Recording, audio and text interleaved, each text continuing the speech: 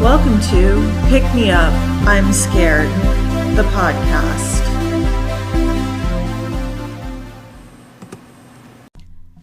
I'm your host, Madeline. And I'm your co-host, Kenna.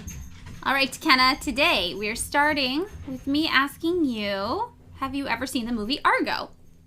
Argo. Is that the one about the, hostage situation? It is, yeah, it is. It's got Ben Affleck in it. I was thinking Ben Affleck, but I couldn't remember where it happened or the year. I just know that it's a hostage movie. Yeah, it's, a true story, right? Based on this group of 6 Americans who escaped the U.S. Embassy during the Iranian Revolution of 1979. Oh, yes. And weren't they, didn't they get out with, some secret agent was posing as a film studio and they got them out by pretending to be cast member? I don't remember. Yes, no, that's totally it. So basically, these 6 Americans were at the U.S. Embassy, the Iranian Revolution. I'm trying to learn how to say Iran the right way because I grew up saying Iran and everybody on the internet is like, it's Iran. So now I'm realizing I didn't practice how to say Iranian. So that's difficult for me. But the Iranian Revolution of 1979 breaks out and they storm the U.S. Embassy. And the 6 Americans who escape end up hiding out in a Canadian ambassador's house for months in Iran. And there was this thing, called the Iran hostage crisis that happened where 52 U.S. diplomats and students were held hostage during the revolution. And those 6 people that managed to escape the embassy before everyone else, that's Argo's the movie about them trying to rescue these 6 people. So basically the CIA launches this plan to extract these 6 escaped Americans from the Canadian ambassador's home and get them back to the U.S. And this real-life CIA exfiltration specialist who led this mission, his name was Tony Mendez. And the plan that he came up with was, to pretend to be a movie crew, location scouting in Iran, then absorb the 6 Americans into the crew and all leave together. And this worked rather famously, but it wasn't made public until the CIA declassified documents about the escape in 1997. So in the movie Argo, they're like, we're going to make a fake science fiction film called Argo, hence the name. And I love science fiction and I love bad, trashy action movies. So the movie Argo was just really right up my alley. It's everything I enjoy from an entertainment perspective, I also like Ben Affleck and I'm not going to apologize for that. Unless he's a bad man and I don't know that, then I guess I would apologize. All I know is the sad Ben Affleck memes. He does look very tragic and sad, with a cigarette hanging out of his mouth, and he just looks in total despair. Or there's the one with Jennifer Garner handing him Burger King while he's in the back seat, and sometimes the memes are relatable. Yes. Also, Jennifer Garner is my boyfriend's celebrity crush. Oh. Yes, especially in Alias when she wears all the little punk outfits. And then she also drives his dream car in Alias. Wow. Yes, so he's a big Jennifer Garner fan. And this morning he was running their compatibility in a romantic relationship on CoStar with each other. Him and Jennifer Garner. Wait, so are they compatible? They're extremely compatible. Oh, no. Yes, so I have some stiff competition in the form of Jennifer Garner, which is fine.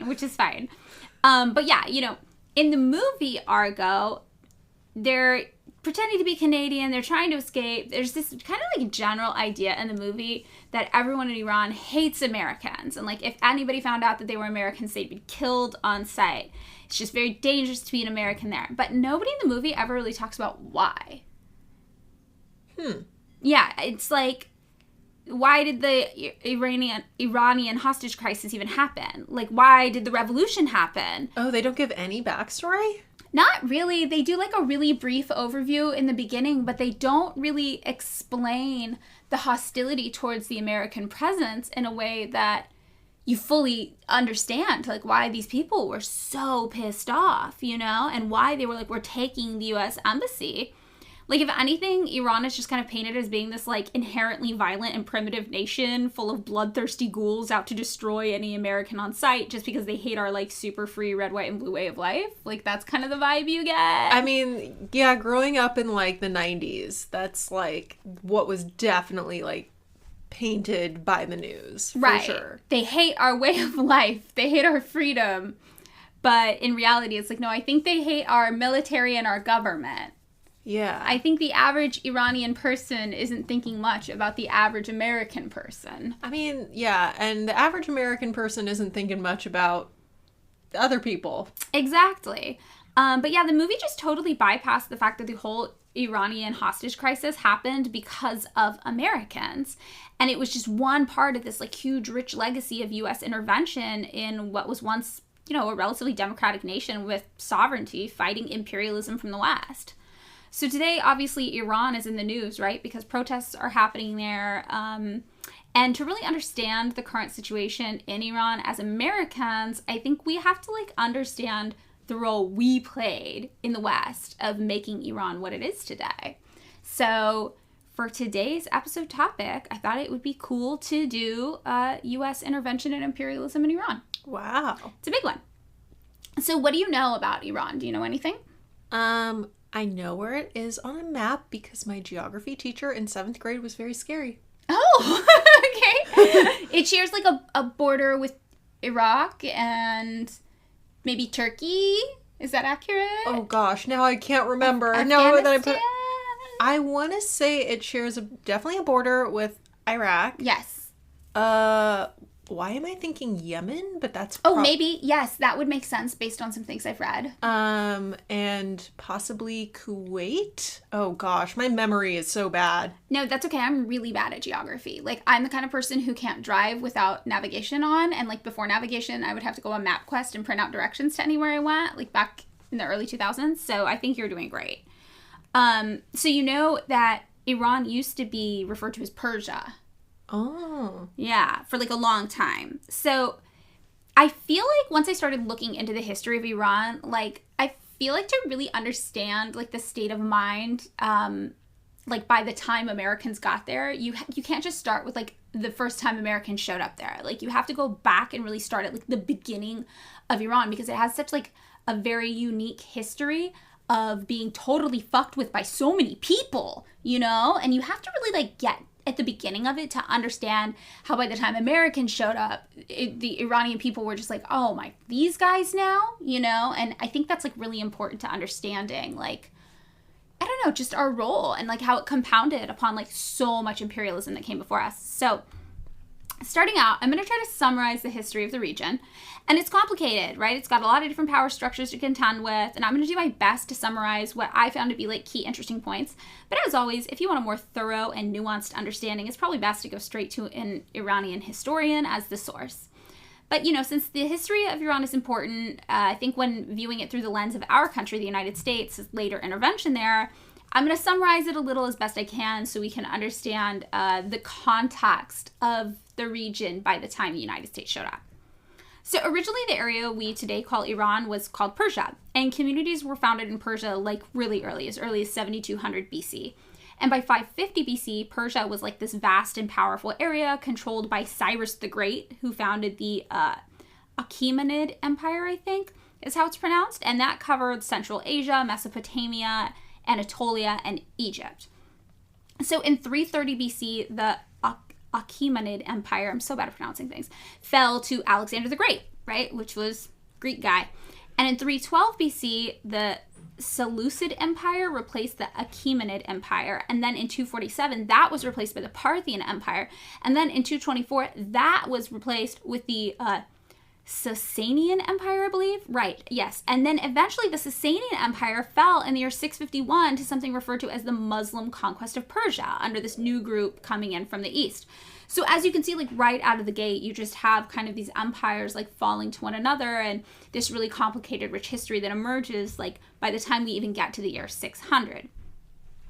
And this is important in the year 600 because what they call the Muslim conquest of Persia, which I don't even feel comfortable saying as an American because I feel it's very anti-Islamic or Islamophobic, but I'm not sure. This could just be my Western bias against it where I'm oh, I don't want to say anything bad about anything Islamic or Muslim at all just because it's so beaten down our throats here and, we live in the world of fascism, right? So who are we to say? But whatever the case, at the very least, having people of a different religious and cultural background come into where you live and take over, that meant that a lot of cultural changes were going to happen where you were, right? So a lot of the locals, by the time you had people coming in, you know, from the east, they were really fighting back hard against these invading forces because they'd already seen for hundreds of years so much change in their region. And sometimes like whole cities would kill their new governors that were put in place by the invading army. But in the end, you know, the locals lost and the area was put under total control by their new rulers. And the new rulers implemented like a lot of their customs from their home when they took over. And one of those was, the religion of Islam. So lots of sources actually say that Islam came along with like a relative level of religious tolerance and pretty fair treatment to anyone who just accepted it pretty quickly and succumbed to the rule of these new people in charge. So as a result, the urban populations and city centers, they all converted to Islam pretty quickly in Persia. But it was slower, you know, out in the countryside with farmers and peasants. And it wasn't until the 800s that the majority of the population in Persia became Muslim. So while this process was happening, it's sometimes called the Islamicization of Persia. And Islam became the new state religion there. And then in 696, Arabic became the official language of the courts. Although, you know, just normal people kept using Persian. And this is like a really important thing to note because there was always this kind of like cultural pushback or like a dichotomous, almost combative nature between, you know, the new colonizing force, right, who spoke Arabic and were Islamic, and the people who were there to begin with. And this is kind of something that struggles to be reconciled for centuries in the region. You know, there's like a lot of this pushback happening. There's traditional Persian culture that people are really fighting to maintain. And there's also sometimes both Arabic culture and Persian culture intermixing to form new customs in the region that end up being super important too. So throughout the 700s, 800s, 900s, you know, 1000s, and into the 1100s, this like kind of series of dynasties in the region pop up, and they like wax and wane in power and influence, and some are super important and really powerful, and some were just like a little bit more low-key and smaller. And many had differing ideas about exactly how much of the original Persian culture the region should retain compared to the Arabic or Islamic culture. And this is really important to the history of the region because we see that culturally the area of Iran was able to hold on to a lot of its pre-Islamic roots and heritage, and also shows the role that like national identity plays there. In a conquered nation, you know, people want to hold on to their heritage and their histories, and that's kind of the case with the area today, right? Their nationalism in Iran, it's not going to be the same as the nationalism we think of here in the United States, right? Because we're a conquering imperial force.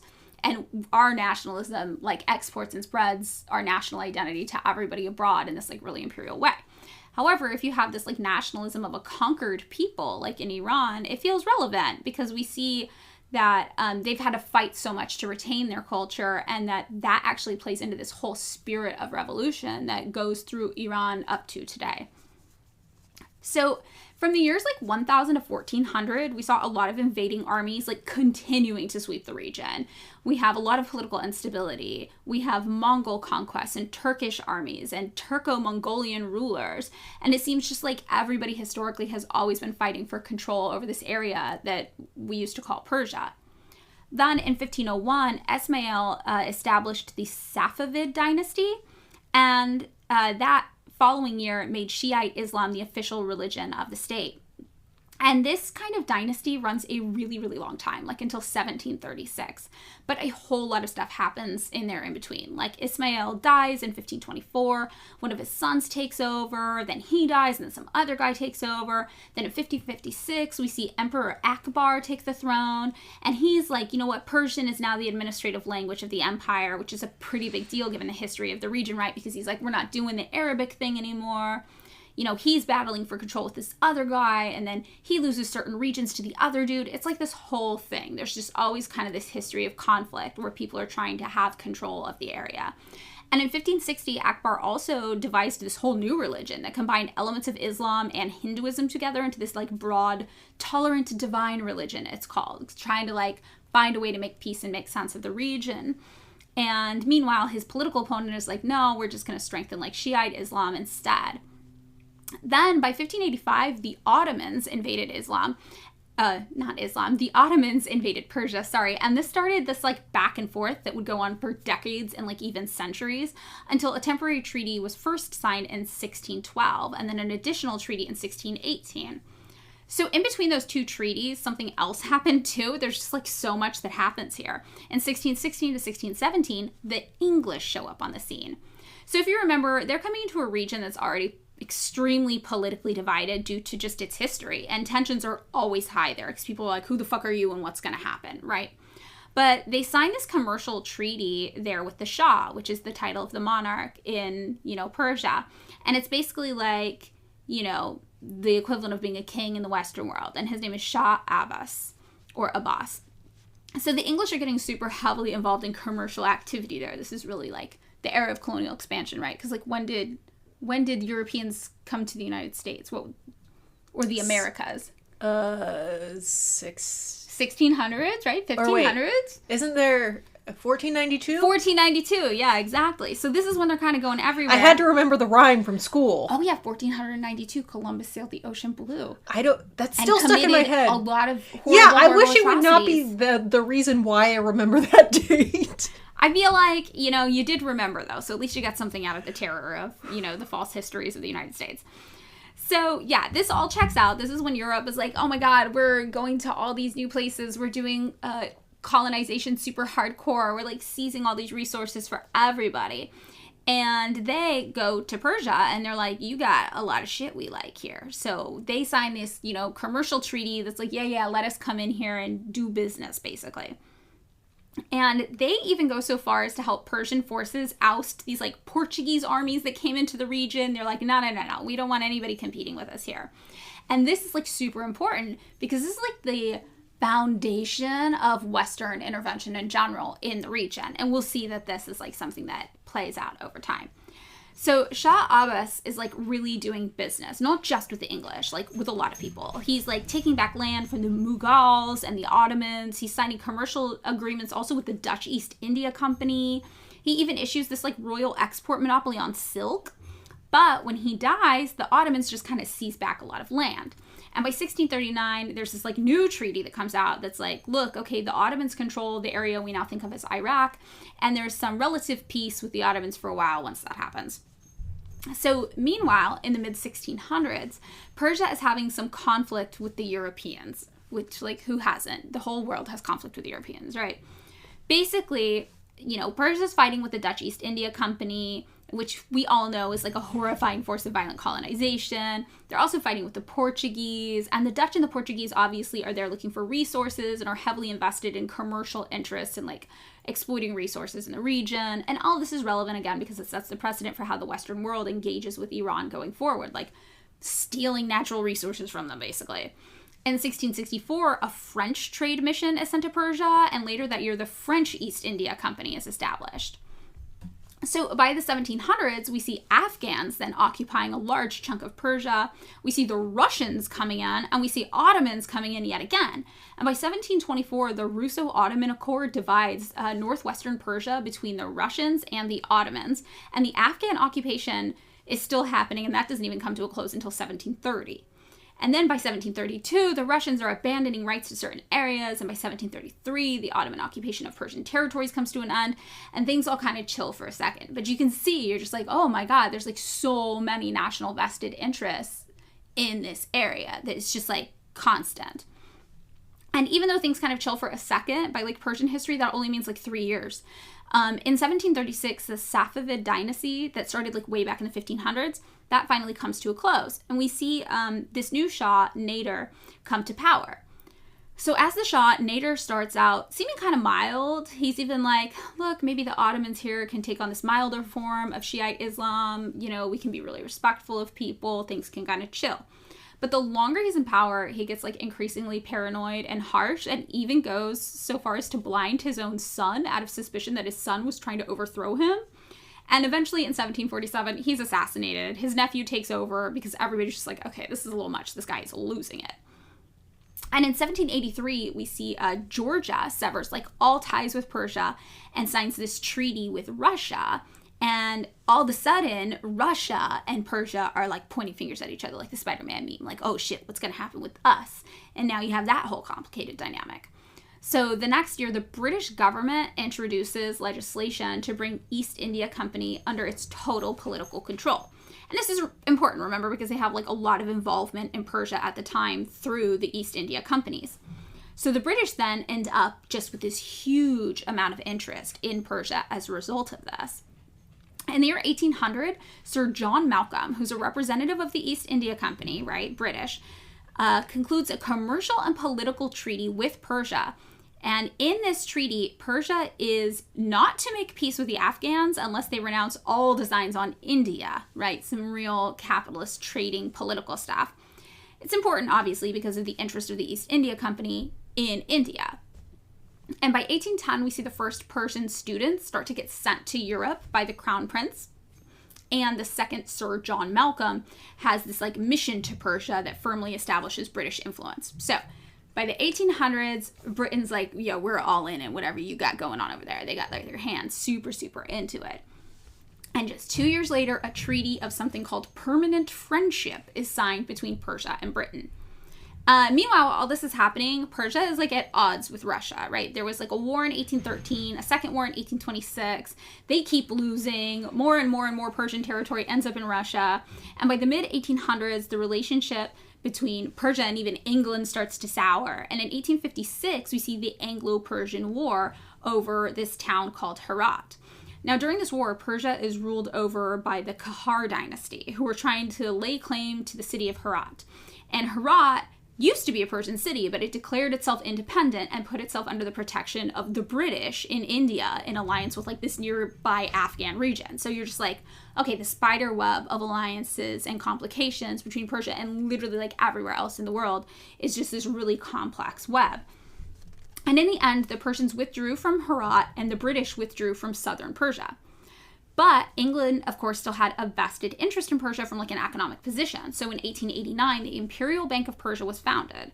And this is like a key focal point of British interest there, with the right to issue currency and also to exploit local mineral deposits of anything but gold or silver that was there. So again, colonization, commerce. The following year, the Shah Nasser al-Din grants a British citizen, Major Gerald F. Talbot, the right to buy, sell, and manufacture tobacco throughout Persia for 50 years. And this forms something called the Imperial Tobacco Corporation of Persia. And this is like really this moment, I think, where people in the region are like, yeah, our rulers are just a bunch of rich guys with rich guy friends who are like selling us out to other countries to make a quick buck.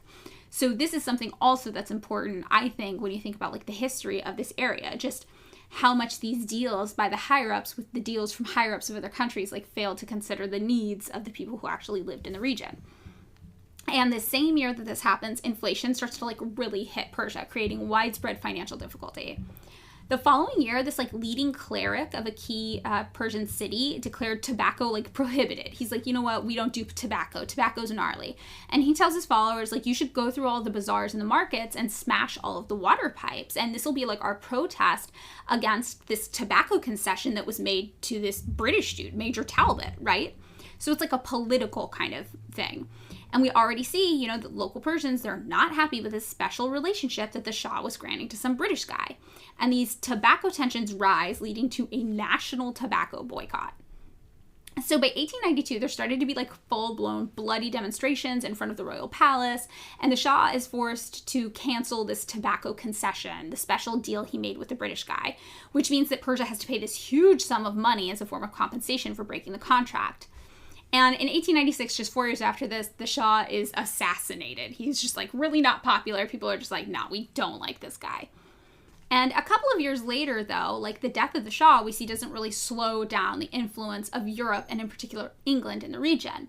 Like in 1898, telegraph lines get set up by English and German firms linking Iran with India and the rest of Europe. And in 1901, something kind of major happens. So like similar to the tobacco concession, an oil concession is granted to a British citizen named William Knox Darcy. And this concession says that this guy's got access to the oil for 60 years. And by this time, everybody who lives there is like, this is kind of fucked up. So in 1905, there's this like growing resistance movement kind of starting, and it's called the Persian Constitutional Movement. And they're like, we need a constitution, we need some rights, we need to be protected. And in 1906, the Shah is like, okay, fine, I'm going to form like a parliament, a national assembly. And on October 7th of that year, they opened and they ratified this new constitutional charter. So this is considered like a non-violent kind of revolution that happens. Limited violence, anyway. And in 1907, the Anglo-Russian Agreement is formed. And this designated that the north and south of Persia were spheres of influence for the Russians and the British, respectively, which meant that only central Persia was fully independent. So if we know anything about Persia up to this point, we know that this is not a great move in the eyes of the people, right? This is everything they hate. And this is why this growing nationalist movement has been forming there. And again, not nationalism like we think of it in the United States, right? Living in an imperial Western nation, but nationalist movement in the sense of like, why won't all these people just leave us the fuck alone? So in 1909, this other like really unpopular important thing happens, which is the Anglo-Persian Oil Company is founded. And that same year, one of the strongest members of the constitutionalist movement is assassinated. So this is just like, all right, shit's really hitting the fan. The next year, this new leader calls for the formation of political factions with specific platforms within Parliament there, being like, okay, we need a way for everybody to feel like their voices are heard because this is chaos, so we're going to have political parties. And in particular, two influential parties are formed. There's the Social Democrats, and then there's the Moderate Socialists. And the next year, in 1911, we see a lot more Western influence enter the scene. And the assembly approves of the use of Swedish police officers within Persia to, quote-unquote, protect Persian roads, which is just weird. And also, as Morgan Schuster, an American financial advisor, arrives in Persia with a 16-member team to oversee financial reforms there. So, this is not great, right? So this American financial advisor assumes the position of Treasurer General, and the Social Democrats are really supporting him, but the Russians view him as a pro-British kind of agent, which spells trouble for them, right? Because if you remember, they have the whole northern Persia under the sphere of their influence, and the south is under the sphere of the British. So they're like, this American guy is not actually neutral. He's on the side of the British, because the United States and England have a special relationship or whatever. So that same year, while all this is going on, the Tsarist pre-revolution Russia, right, the Tsar's Russia, sets this ultimatum for the expulsion of the American Schuster and his team. And the Social Democrats petition the parliament to reject the Russians' requests. So Russian forces are like, fuck it, we're invading Persia. So finally, in December of 1911, the parliament accepts the Russian ultimatum and just dissolves. That same year, a number of constitutionalist leaders are also executed by the Russians. So they're like in it. And in 1913, the Swedish head of police that ended up there to protect the roads, Colonel Westdahl, announced the establishment of a whole new police administration in Persia, which he served as the chief of until 1923. So if you're keeping track, we got the Russians, we got the British, we got the Swedish for some reason, and then we have the central area that's kind of outside of the sphere of influence, just going like, wait, what the fuck is happening here? And that kind of brings us to 1914. Do you know what happens in 1914 globally? World War One? Yeah, it was World War One. And Persia's like... I mean, not haha, World War One, haha, I knew the Kenna thing. Loves World War One, wow. Kenna's somebody's grandpa who just watches the History Channel all day. Oh my god. No. I get it. You guessed it well. That was good. So, okay, World War One breaks out, and Persia's like, we're neutral. But Russia and Britain are like, you're not neutral, you're not shit, you're us. You're whatever we say we are. Yeah. So they're like, no, we really want to be neutral. And they're like, nah, you can't declare anything. You're not strong enough. You're like basically a colonized land by us without calling it a colonized land. So while all of this is happening, this popular Persian leader starts trying to convince people there, like, you know what we should really do? We should get in with the Germans. We should get in with the pro-German political activity there to really stick it to the British and the Russians. So they're like, we need a new ally, and that ally is going to be Germany. But in 1915, British forces come in and they disarm these pro-German Persians. And also, this thing called the National Defense Committee is formed. And it's so popular that the third meeting of the parliament, the National Assembly, has to dissolve early because more than half of its members just left to join the National Defense Committee, which is like a militant kind of wing to defend Persia. Meanwhile, in 1916, we've got Russian forces occupying areas of Persia still. We've got the British general Sir Percy Skies coming in and setting up South Persia Rifles, which is an organization aimed at curbing German influence and protecting Persia from Turkish invasion. And we have the Ottomans back again. They come and go, occupying areas and threatening to advance on the capital. So the people here really just can't get a break. You know, this is like, what, we're only up to 1916? Wow. I know. It's a lot. It's a lot. This is why when I was reading about it, I was like, oh my God, like you can't even begin to understand how they feel about Americans until you know this is what they've been dealing with forever, right? It's like so wild. And while all of this is happening, this new other thing is formed called the Punishment Committee with the goal of assassinating leaders or journalists or whoever that they think are actually just foreign agents. They're like, so many people are in here. We got to figure out who's a foreign agent. If we think you're a foreign agent, we're taking you out because we can't deal with this anymore. So Persia, come 1917, is basically being pulled in all these different directions by all these different countries. The British, the Russians, the Ottomans. But then in 1917, something else major happens. Do you know what it is, Kenna? 1917. Is that the Russian Revolution? It is. It is the Russian Revolution. Oh my gosh! Yeah. My high school history teacher would be so proud of me. He would also be very proud that I did not chew tobacco. That's right. That was the teacher with the anti-chewing tobacco posters everywhere. Yeah, that's a real like West Country thing, I think. That was a 90s Colorado thing. Yeah, 90s Colorado. So yeah, the Russian Revolution happens. The Tsar in Russia is overthrown. Obviously, it's a Marxist workers' communist revolution. And Lenin, who's now the head of the Communist Party in Russia, is like, look, we are not doing this. We're not doing the imperialism war thing abroad. We're dropping it. We're dropping anything we got going on in Persia. So he declares the abolition of all Tsarist Russian concessions and privileges in Persia. He's like, we don't need it. We don't need special access to your shit. That's your shit. We're not doing this. And remember, he's the same one who, before the Russian Revolution, when the Russian Tsar was trying to get people in Russia to fight in these wars, Lenin was the one that's like, don't go fight workers in other countries. Turn your guns on your masters instead. Like, this is not it. So he stood by his word here. He was like, okay, now that I'm in charge, no, that's not happening. But that same year, the British petroleum entrepreneur William Knox Darcy, who got that 60-year oil contract in Persia, he also died. So around this time, it looks like maybe the region is finally going to kind of get left alone again for a little bit. But in 1918, just 1 year later, a pro-British cabinet gets formed called Hassan Wotug al-Dawla. And the next year, they sign an agreement with Lord Curzon, known as the Anglo-Persian Agreement, which provides for the reorganization of the Persian army and finances under the British. So they just like one step forward, two steps back. And the Persian nationalists, right, the ones who were like, we need some Persian identity, we need to be left alone, they hate this shit so fucking much. And the cabinet refuses to even convene to ratify the agreement, or Parliament does. They're like, we're not meeting with the cabinet to ratify this agreement. Like, no, you guys, you're the worst. So 3 members of the pro-British cabinet then are rumored to have also received a huge sum of money from the British for even signing the thing in the first place. And the public is like, okay, got it. So basically this is a protection act between the British government and a few rich dudes here who committed treason and tried to sell our country to foreigners, right? It's not going over well. People are getting really, really pissed.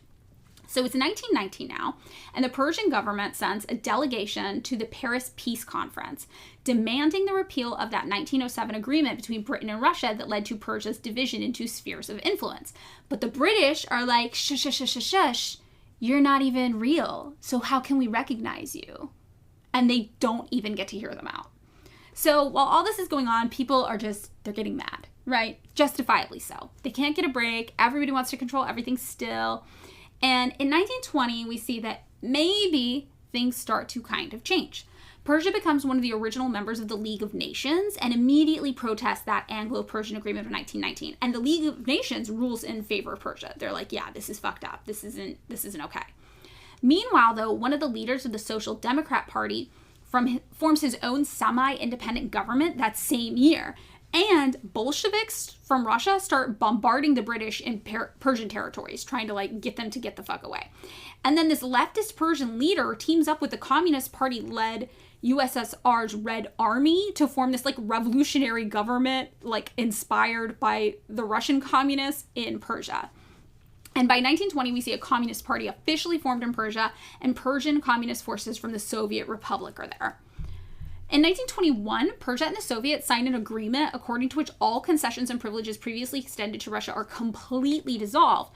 But a provision says, look, the Soviet Union can send troops there if Persia is occupied by another country. And in 1923, the Shah Atman leaves Persia for Europe and is just like, basically, fuck this place, I'm not coming back, because it's so chaotic. It's wild. So then in 1924, this military commander named Reza Khan gains control of Persia, becoming Reza Shah after being elected by the Constitutional Assembly.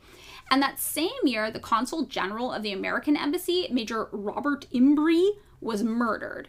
And the new government uses this as a pretext to impose martial law and arrest any leaders of oppositional political forces. They're just like, oh, a murder? It must be all you pesky nationalists and constitutionalists fighting here and communists. So martial law goes in place. So then the next year, in 1925, the National Assembly ratifies a law to change the names of the calendar months from Arabic and lunar to Persian and solar. Because remember, on top of dealing with the Ottomans and the Russians and the British and the French and the Germans and the Dutch and the Russians, they're also dealing with the lingering effects of that first Arabic invasion, like hundreds of years before, which to me really says a lot about what this region has been through. And in 1927, the Minister of Justice overhauls and reforms the ministry, preparing to bring about this like new civil and commercial code that will secularize the legal system, like divesting the clergy there of any judicial authority, and really just kind of like separate church and state in the region.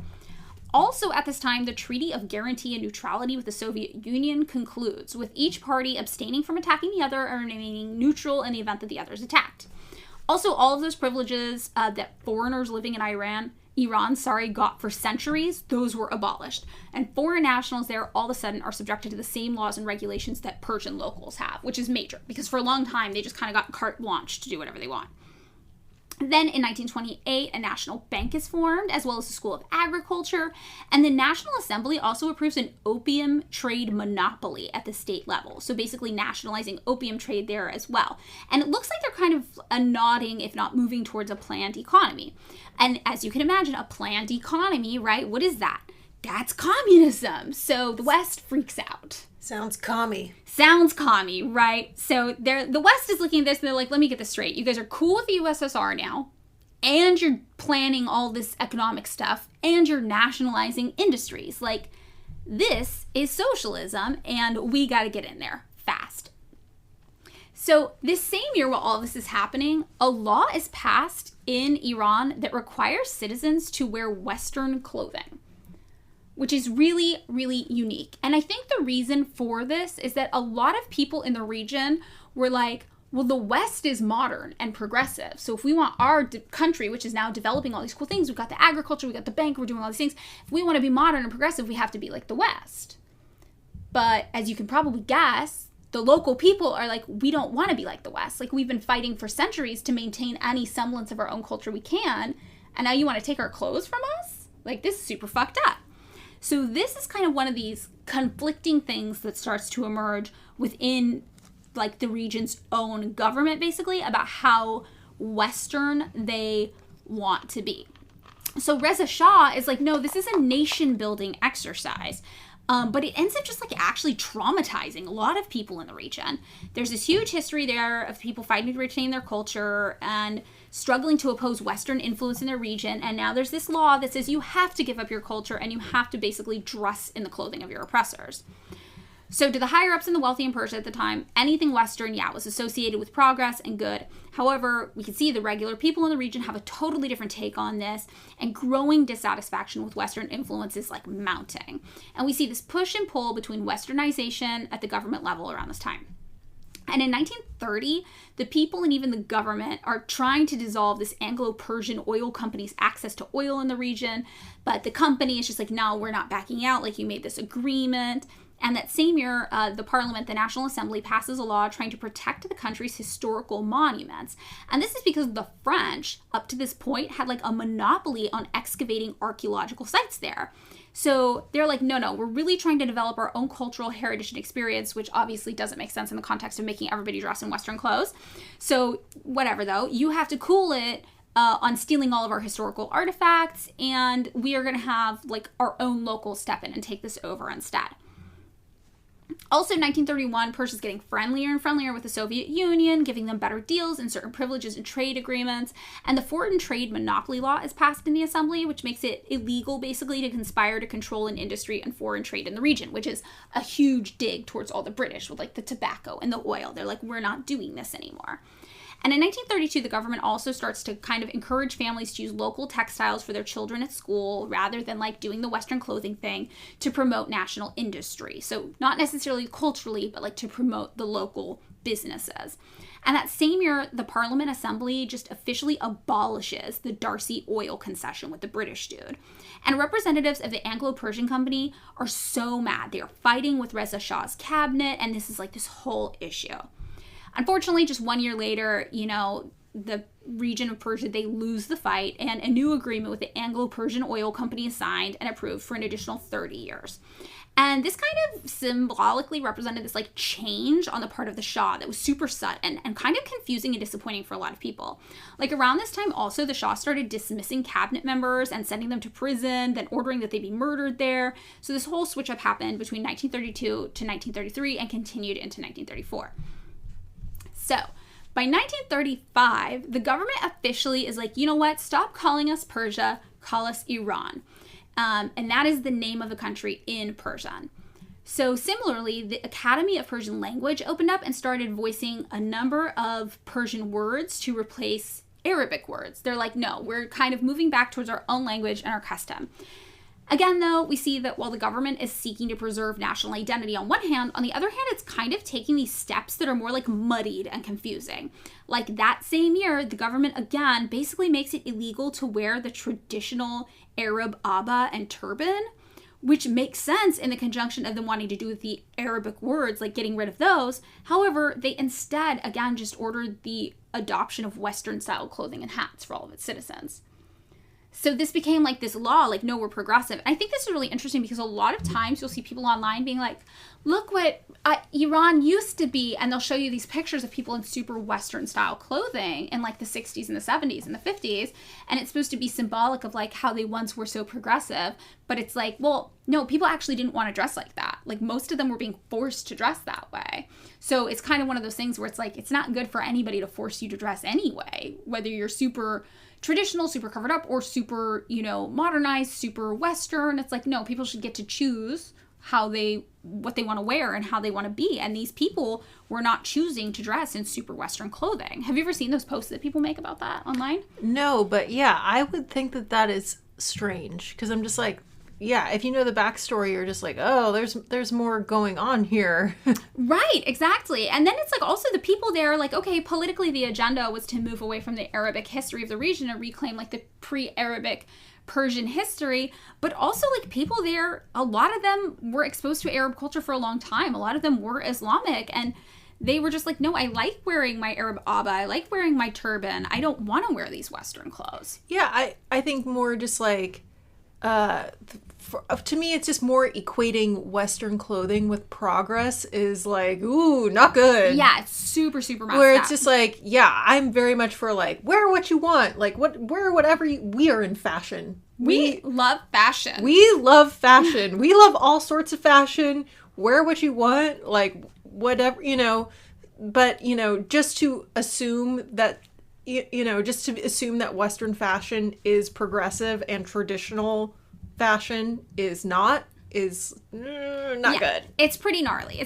So obviously people really don't like this. And that year there's this whole uprising about the clothing in particular. And this uprising results in heavy casualties because government troops open fire on public and religious leaders who are protesting being forced to wear Western clothes. So meanwhile, what people perceive to be modernization is happening, with less bloodshed elsewhere. The Women's Center opens up, for example. There's this push towards women's rights in Iran and encouraging education. And in 1936, Reza Shah's wife and daughters appear unveiled in public, which is this really secular thing, right? And that same year, though, instead of being just like, yeah, look, you can do whatever feels right to you, women are actually banned from wearing traditional veils at all. And this, again, is a byproduct of that kind of idea of secular, non-religious westernization of clothing being somehow linked to progress or the ideal, which is obviously problematic in a lot of ways. And also, it's like, this is all happening in a region that has been historically trying to push back against Western domination in commerce in terms of like tobacco and oil that's happening there. So also that year, while adopting Western-style clothing, Iran gets into tense situations with Western nations. So, for example, the Iranian ambassador in Washington gets a traffic violation. And this, like, tanks all of U.S.-Iranian relations. They're just like, nope, this is such an epic setback. The conflict that emerges from this, very, very destructive. Also, a French newspaper writes an article that's, like, critical of the Shah. And all relations with France as a nation are broken off completely. So all of the push is like, yes, dress Western, just Western. They're like, no, we don't want to fuck actually with these Western countries. So it's just very interesting. Then World War II happens. And Iran is just like, we're staying out of this. And now they have enough political sovereignty where they actually can make that judgment call, right? By 1940, though, a lot of leftists in Iran have been facing some political persecution. There was a group of 53 left-leaning political activists who were imprisoned, and their leader, kind of, a Marxist theorist from within that group, he was killed in prison. So this is like where we start to see people pushing back, you know, remember the government opened fire on the people who were mad about being forced to wear the Western clothes, and this kind of just like political dissent is growing. And in 1941, an Anglo-Soviet alliance forms to fight the Germans. They demand that the Shah expunge the Germans from Iran, and the Shah is like, no, remember, I'm neutral. And the Anglo-Soviet forces are like, okay, now we're going to come in there then, and we're going to get rid of the Nazis. Because remember, they had that agreement where they were like, well, if people are in there we don't want to deal with, we're allowed to come in here and get rid of them. And they do this actually pretty easily. But because of this whole conflict and this whole neutrality and, you know, the Soviet Union coming in, all of this leads to the situation where the Shah is forced to abdicate the throne and his son takes over instead. But his son, honestly, is kind of like a weak guy. He's not a good leader. If you're doing a monarchy, you need a real strong boy. Strong boy. Strong boy monarch. And well, he's not a strong boy monarch. What about Queen Elizabeth? Was she a strong boy? No. But, you know, all the movies that are like, Queen Elizabeth. Oh, I don't know anything about Queen Elizabeth. Or maybe it was Catherine the Great. I don't know. Catherine the Great was pretty strong, I think. She was a strong boy. Yeah, actually, the story behind Catherine the Great is actually, like, kind of funny. Was she Russian? No, she was not. What was she? I forget what she was, but she basically was just like, I am Russian now. I love being Russian. My husband is fucking stupid. Like, I'm with you, Russian people. Like, fuck this guy. But, like, if you listen to the story, it's just, like, strange. Yeah, a lot about her was strange. And I know we've talked about this on the podcast before, but most of what I know about Catherine the Great is because in high school once we did one of those role play roundtable discussions in history class, AP European history class, where you had to pretend to be like a leader and argue for something. And I got assigned Catherine the Great, and then I had to defend serfdom. Oh. Because she was like, we're freeing the serfs. And then the serfs were just like, yeah, fuck yeah. And then they just like partied too hard. And she was like, never mind, you're out of control. So everyone was like, I have to be Catherine the Great. And they're like, what's up with the serfs? Why did you resurf them? I like listened to this whole podcast about Catherine the Great. I forget where it was on, but it was quite interesting where they're like, she was kind of progressive for her time. That's totally what it is. Yes. So, okay, you know, whatever. They got not strong boy leader. He's not doing a good job. And meanwhile, while all this is happening, there's this pro-Soviet leftist Marxist political party that's formed. That's called the Tudeh Party, I believe is how it's pronounced. It's Tudeh. And it's formed by a veteran of the Social Democratic Party. And in perhaps the most stunning case of the enemy of my enemy is my friend that we will ever talk about on this podcast, the British and American armies take over the Iranian railroad system to better send supplies to the Soviet Union. Oh, yeah, because the U.S. and Britain were allied with the Soviet Union in World War II. Right, against the Nazis. So in 1942, they signed this treaty between Iran, Britain, and the Soviet Union, allowing the Allied forces to remain in Iran for the duration of the war. And in 1943, Iran joins the Allies in the war, declares war on Nazi Germany, and then they're like, also, we're in the UN now. And there's this whole conference that happens with Churchill, Roosevelt, and Stalin to discuss the opening of a second front in Western Europe. And they declare and guarantee Iranian independence and territorial integrity and agree to provide economic assistance to Iran after the war. So they're like, you have been useful to us in helping each other. We're going to look out for you, little buddy. And the next year, the Communist Tudeh Party works with the USSR Red Army and gains 9 seats in the local parliament assembly. And the government requests that Allied troops evacuate Iranian territory, which they do the following year in 1945. Meanwhile, the USSR is supporting communist efforts from locals within Iran still. But the new premier of the parliament doesn't like this, so he goes to Moscow to meet with Stalin to discuss them kind of like cooling off from their role in supporting the Iranian communists, right? That same parliament leader, though, does include 3 communist, leaders from the Tudeh party into his cabinet to kind of appease people. But also, he goes to meet with Stalin and he's like, could you guys not try to support the revolutionary efforts in our country? And Stalin's like, no, we're not going to stop doing that. Our whole thing is that we support communist revolution wherever people want them. So the parliament leader is just like, okay, fine. Would you consider withdrawing military presence if we gave you an oil concession? So they're back to their old tricks with the oil concession, right? And this forms this Soviet Iranian oil company. And Stalin is like, you know what, this is strategically beneficial to us, so sure, let's do it. And they draft up this whole plan, and they take it to Parliament, and Parliament's like, we're not fucking ratifying that. Like, get this fucking oil concession out of here, right? So the Iranian army is just kind of like, okay, fine, I guess we're just going to go into Azerbaijan, where the USSR army has been hanging out, and we're just going to kind of strong-arm them out of the way. And this totally works. They have some sort of military success, which, has not happened for them. It's not been going great for them up to this point. So, meanwhile, in 1946, right, Iran establishes a Ministry of Labor, they establish trade union organizations, they get a minimum wage, and it's really cool. You can really start to see that communist influence in the cabinet. They're looking out for the workers a little bit. Now, at this time, though, the Communist Party in Iran starts to become super conflicted, which communist parties have a tendency to do throughout history. Some people are like, I think we might be too obsessed with the USSR. We need to be more focused on Iran. And then some more nationalist party members are kind of like, we're going to separate from the Tudeh party and form our own party. While the Tudeh party kind of stays the course, they're more supporting the USSR kind of agenda. But in 1949, an attempt gets made on the Shah's life, and people are like, it's got to be the Communist Party who did this, right? So the Communist Party is officially outlawed, and its leaders are all thrown in jail. Following this, the Constituent Assembly convenes and grants the Shah power to basically dissolve parliament whenever he wants. And the Iranian armed forces also adopt American-style military uniforms, which is pretty gnarly. And the Shah goes to the United States to meet with President Truman, and he's like, I'm going to build a relationship with this guy. So following this, the Plan Organization is founded, which is this new government agency in Iran to oversee Iran's economic development. However, this is wild, the 7-year economic development plan that's proposed, it's all totally made under the direction of the Americans. What? So the Shah at this time is like, I need someone strong by my side. I am not a strong boy, so I am going to cozy up to the United States. Okay. So this is why he starts doing all these really pro-US moves. He goes there, he's like, help us with our economy. Like, we'll be your friend. Look, all my soldiers dressed like you. Hee hee. And everybody back in Iran is like, what? Why are you doing this? This is pretty weird. We don't like this.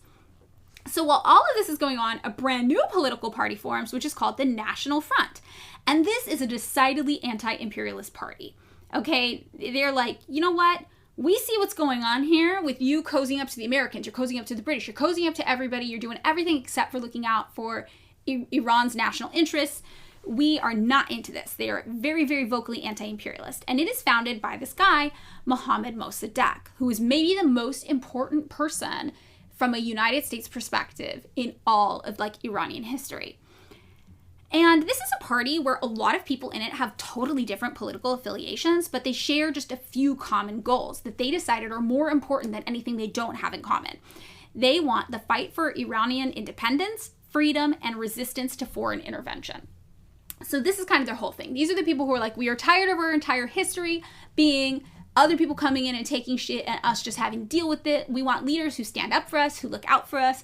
This is this new political party, the National Front. And given the history of Iran, this makes like a lot of sense, right? They've been dealing with foreign intervention now for centuries, and the party starts to get really popular. It resonates with a lot of people, especially while the Shah is out here letting the United States dictate the financial plan for the whole country, right? Everyone's like, yeah, fuck this. We're tired of it. And in 1950, this new National Front party really starts to pick up steam. They're getting seats in parliament, all while the Iranian government is making arms deals now with the United States. So, Iranian government cozying up to the United States. People in Iran getting really fucking mad. National Front Party is kind of this combative political party force that's rising to power to try to put a stop to all of this. And in 1951, everything gets major. So up to this point, basically, we've been dealing with like the backstory, which is a lot. It's a lot because I do feel like it's important. Like, I had no idea that the history of Iran was one marked by so many different people trying to take control of it, right? Did you know anything about that? I did not. And it's a lot. I feel like it's one of the most detailed histories of conquests and seizures and different like foreign interests that I've ever heard of in a region. Seems like a lot of colonialism. It's a lot of colonizations. Yes, definitely. So, 1951 is where our story as the United States really picks up steam here. This is where we start to see the foundation of shit really hitting the fan. We got Mossadegh as the leader of the National Front Party, that anti-imperialist party seeking to liberate Iran from foreign interests. And he actually gets appointed to be the leader of parliament. He's elected as basically the prime minister. And what does he do? Well, he starts going after all of those British oil companies that the last Shah allowed to access Iran for 60 years. And he's like, get these Westerners the fuck out of here. Our oil fields are ours. And he starts nationalizing all of the oil fields. And at first, the U.S. is like, England, maybe you should get in there and talk to Mossadegh about what's happening. But then England's like, I don't think there's anything we can do about this. Like, what the fuck? And everybody in England gets super mad. And then the United States gets super mad because, one, they're allies of England, right? They have that whole special relationship. But obviously the United States also super hates any sort of socialist nationalization of business measures, right? Since that all counters capitalism. So Mossadegh instantly is at odds with like all of the pro-Western uber wealthy in Iran, as well as with the Shah, who just got all buddy-buddy with Truman, remember? And also, yeah, with like every Western country. And in 1952, the Shah tries to dismiss Mossadegh from parliament. He tries to fire him. But remember, Mossadegh was elected. So once this happens, massive public uprisings occur. Everybody's like, no, you fucking don't. Like, we love this guy. This is our guy. We fucking hate you. We voted this guy in. And the Shah has no choice but to reinstate him, or like the whole country's going to fall apart, basically. Meanwhile, the US and England start working together in this covert operation funneled through the CIA to figure out what exactly they can do to deal with this Mossadegh guy, who was surely like a socialist and therefore at least USSR sympathetic, they figured, and also was going to threaten their financial interests abroad in terms of oil. Now remember, the CIA's main goal in the USA has always been to fight communism, right? And if communism is a system where workers own the means of production and resources are given from each according to their ability to each according to their needs, that means that the privately owned businesses under Western capitalism aren't able to make any profit when they're interacting with this communist system. So the CIA sees all of these oil fields being nationalized and is like, this is a threat on so many fucking levels. And on his part, Mossadegh just breaks off diplomatic relations with Britain completely. And Britain's like, oh, fine, we're imposing an oil embargo on you. And he's just kind of like, I don't fucking care. My whole goal is to be rid of you. So it's important to remember Mohammad Mossadegh, democratically elected prime minister. And by the time 1953 rolls around, we've got Dwight D. Eisenhower in charge over in the United States. And he's like, yes, CIA, I see what you mean. Nationalizing the oil fields, that is the first step on the path towards communism. Next thing you know, the Tudeh are going to be all in charge of everything over there. And they're going to have the USSR's back. And it's just going to be this whole region of power. And our oil interests are going to be totally screwed. So he kind of extra authorizes the CIA to go forward and do something about this Mossadegh guy. So the CIA and British intelligence start working with the Shah to create a plan to overthrow Mossadegh. permanently. And Mossadegh hears about this and is like, I think they're trying to kill me or something, what the fuck? And all of his supporters take to the streets in protest. So again, this is 1953. And the Shah is like, fuck. And he like leaves the country for what he calls medical reasons. And it's just like, I can't deal with this right now. So then British intelligence is like, this is getting really messy. Like, fuck it, we're out. But the CIA obviously is like, we love pain, let's go. So they keep on this thing. They're working with both the Iranian military and the pro-Shah rich dudes to organize a second coup to overthrow Mossadegh. So on August 19th, 1953, the Shah's Iranian military, backed by paid demonstrators who were on the CIA's payroll, marched through the streets and seize Mossadegh. And he is tried by a military tribunal who sentences him to imprisonment, but says that he can serve it on house arrest in his village, because they know if they killed him, people would really burn this whole thing down, right? So Mossadegh dies under house arrest just a few years after that in 1967. So meanwhile now, the Shah comes back and he's like, what happened while I was gone? Or whatever, right? And all of the Iranian people just fucking hate this guy. You know, he's only able to stay in power from this point because he has the full fucking American military backing him. And as a thank you for that support, he signs over 40% of Iran's oil fields to American, British, and French companies for the next 25 years, undoing all the nationalization that Mossadegh had done. So if you were ever wondering how closely tied the U.S. government is with U.S. companies, they're two heads of the same coin here. It's not like the U.S. military and CIA staged a coup out of the kindness of their hearts and then somehow randomly and coincidentally the Shah decided to give nearly half of the country's oil over to totally unrelated and different American companies. Right? Like, we know very much that this is all like a corporate oligarchy planned political movement. So from this day going forward, the Shah is like in the USA's back pocket, basically. And in 1954, the Iranian government reaches an agreement with a bunch of Western oil companies to let them, come back into Iran, profit off of the oil industry. And parliament is now led by this pro-Shah force. And they're like, yes, great, we love this, right? It's kind of like a puppet parliament and a puppet king.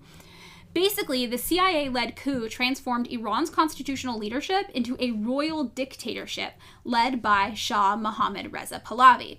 And this was everything that Mossadegh was trying to fight against. He's like, our Shah should reign but not rule. But now, of course, we see the Shah has total power to do whatever he wants. He's got this puppet parliament that's just going to do whatever he says. And the USA is standing beside him, armed to the teeth, just like, you mess with our guy, you mess with us. Meanwhile, though, despite all of this power, resistance is still popping up all over Iran. The Shah is finding Tudeh communists all over the place, including in his own military, hiding out, trying to conspire to find ways to take him down. You know, he's taking all the communists to trial to have them be executed. And then in 1957, the United States is like, look, we're going to help you. You need something like we got going on here, but you need a secret police. So the United States in 1957 helps the Shah form this thing called the Savak, which is the Iranian secret police. And ironically, not to give too much away, the Savak end up killing their own founder in 1970 because he is like, I fucking hate the Shah. So, through the rest of the 50s and the early 60s, this arrangement between Iran and the USA is just kind of trucking along. And by 1964, the Shah even gets a law passed saying that all American military members get full diplomatic immunity to Iran to do whatever the fuck they want, which is wild. And this pisses off the Iranian people even more. And in 1965, schools in Iran are even altered to switch to an American-based model of education. There is also some progress politically happening here. Like in 1967, the Family Protection Law is passed, which promotes women's rights. And in 1969, the Ministry of Justice appoints a number of women as judges. However, none of this is enough to satisfy the average Iranian person, who at this point is just fucking miserable with all of this Western control. And in 1972, Richard Nixon visits Iran, and all of these leftist guerrilla groups carry out these acts of sabotage, with students even grouping together to throw stones at his motorcade as he drives by. While Nixon is here, he's like, look, can you help secure U.S. interests in the Middle East on a greater scale? The USSR is all cozied up with Iran, and if you want to help us, you can buy any non-nuclear weapons system you want. And the Shah is like, sure, yeah, I'll help you. I'll help whatever you want to happen in the Middle East. I'll look out for you. And I just get to buy whatever non-nuclear weapons system that I want. Cool, I like that. But what the US doesn't know is that the Shah has like a lot more fucking money than they guessed. And he just goes ham. He buys this huge cache of high-tech weaponry. And the United States is kind of like, holy shit, is this a power move? Because remember, up to this point, this guy's been really, really meek and timid. So, meanwhile, while all this is happening, OPEC also gets formed, which is basically a coalition of oil-rich countries like Iran, Iraq, Saudi Arabia, Venezuela, and they start really taking control of the profit from their oil fields, which is also kind of a passive-aggressive threat to the USA, too. So the USA is like, whoa, this is supposed to be our guy. You know, we set him up, and all of a sudden, he's buying a lot of weapons, and he's totally taking control of the oil fields. And in 1973, this leads to, do you know what happened here pertaining to oil in the United States? Oh, the oil crisis. Yeah, it was a gas crisis that happens because of this. The OPEC oil crisis happens. And Arab members of the organization band together and they boycott oil exports to Western countries that supported Israel during the Arab-Israeli War. Whoa. Yeah, they're like, fuck you guys. I didn't realize that's what caused it. Yeah, so they get together and they're like, nah, we're punishing you, we're teaching you a lesson because the Middle East is getting really pissed off at Israel, right? And obviously Israel is like the little weird son of the United States. And this means that the price of oil quadruples and Iranian oil revenues go up to over $20 billion, which is why the Shah had all that secret money, right, that was going to come in that he could use to pay for these massive high-tech weapon systems. Whoa. Yeah. Meanwhile, in the United States, oil prices rose from the embargo nearly 300%. Whoa. Yeah, and basically, the Shah, through all this, is getting a little rowdy. He's getting too rowdy. He's stepping out of line too much. He's becoming too independent from his American overlords. He's still killing any leftist he can get his hands on. And in 1974, even the popular poet and leftist political activist Khosrow Golsorki was executed by him. So 1975, the Shah is mad with power at this point, and he's like, you know what we need? We need a single-party system. And this isn't like a planned economy single-party system, like a Marxist-Leninist vanguard party or something like that. No, this is called the Resurrection Party. And this lasts from just 1975 to 1978. And this is just a political party all about how great the Shah is. And there's these compulsory membership fees and a whole lot of anti-Semitism. And in general, it's just pretty fucking shitty. And he's like, well, if you're Iranian, it's your duty to be in the party and give me your money. Boop. It was so bad, in fact, that even the apolitical people in Iran were like, okay, this is the final straw. I just got political. Fuck this guy. So he manages to make, like, everyone, even the people who do not care, totally fucking hate him. That same year, Marxist theorist Bijan Jazani was murdered in an Iranian prison, and 10 members of the revolutionary leftist group People's Mojahedin Organization of Iran, which I think that's just what people call the Mojahedin, they were sentenced to death for the assassination of 3 American colonels in Iran. And the next year, another leftist guerrilla group suffers heavy losses of their top leadership. So by 1976, Amnesty International starts to notice a lot of political opponents are dying.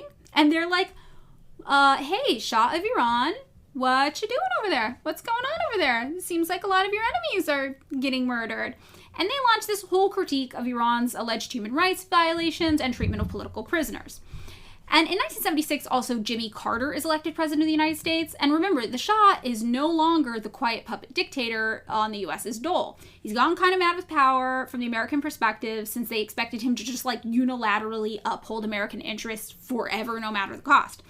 And Jimmy Carter is like, hey, straight up, fuck the Shah. And the Shah is like, fuck, we don't want the U.S. mad at us. This is going to be bad. So, you know, they kind of cool off the conflict for a little while. But this also means that the resistance groups have a little room to breathe. So the Shah's laying low. They're not imprisoning so many political prisoners. It's starting to look really bad on the global stage. Everyone's starting to get mad. So he's like, okay, we'll let them live, do their thing. And they're like, we will, in fact, do our thing. And the resistance groups really start to rise up. So by 1977, 40 poets and writers came together in Iran to sign a declaration demanding freedom of expression and an end to censorship.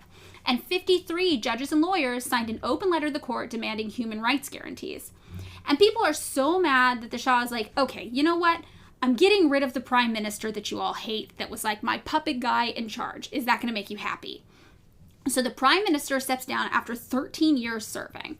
And this new guy, who's a little softer maybe, steps in. And right away, the new guy's like, you know what we're doing? We're releasing 343 political prisoners. That's going to be good, right? And what we see happen here is that the National Front, who was the party of Mossadegh, who's in prison, by this point he's dead, they come back into action. They were dormant for a decade, but now they're like rallied again. And also, a key religious leader in the region, the Ayatollah, starts distributing tapes everywhere about what a fucking douchebag the Shah is and how much he hates him. But an Ayatollah he wouldn't speak like that. He's a religious man. So he's like, you know what we should do? We should totally revolt against this guy, because this guy is the worst. Now, in 1977, the Shah visits President Carter in the White House. It's chaos outside. Protesters are fighting with each other outside the gates. People are getting tear gassed. It's a whole thing. This is how divisive and disliked this man is. And, Carter then goes back and visits the Shah in Iran on New Year's Eve of that same year. And Carter is like, wow, you know what? Your country's pretty stable. Everything around you super, super fucked up. You're like kind of holding it together, which is kind of a wild statement to make, because it's like, I wonder what country could be responsible for making the entire Middle East completely unfucking stable, right? Like, it's the United States. But whatever. The Shah is like, okay, so he likes me now, right? And he gets a little cocky. He gets a little sassy. So he's like, well, the military on the U.S. isn't going to murder me. They like me a little bit now. So he orders the publication of a humiliating article in the local news about how much that religious leader, the Ayatollah, who hated him, about how he's just a little shit. So he's like, I'm safe. The U.S. doesn't hate me anymore. So then he calls up the papers and he's like, yeah, write a fucking burn piece. Write like a diss track on the Ayatollah. And this ends up being the biggest mistake this man could have made.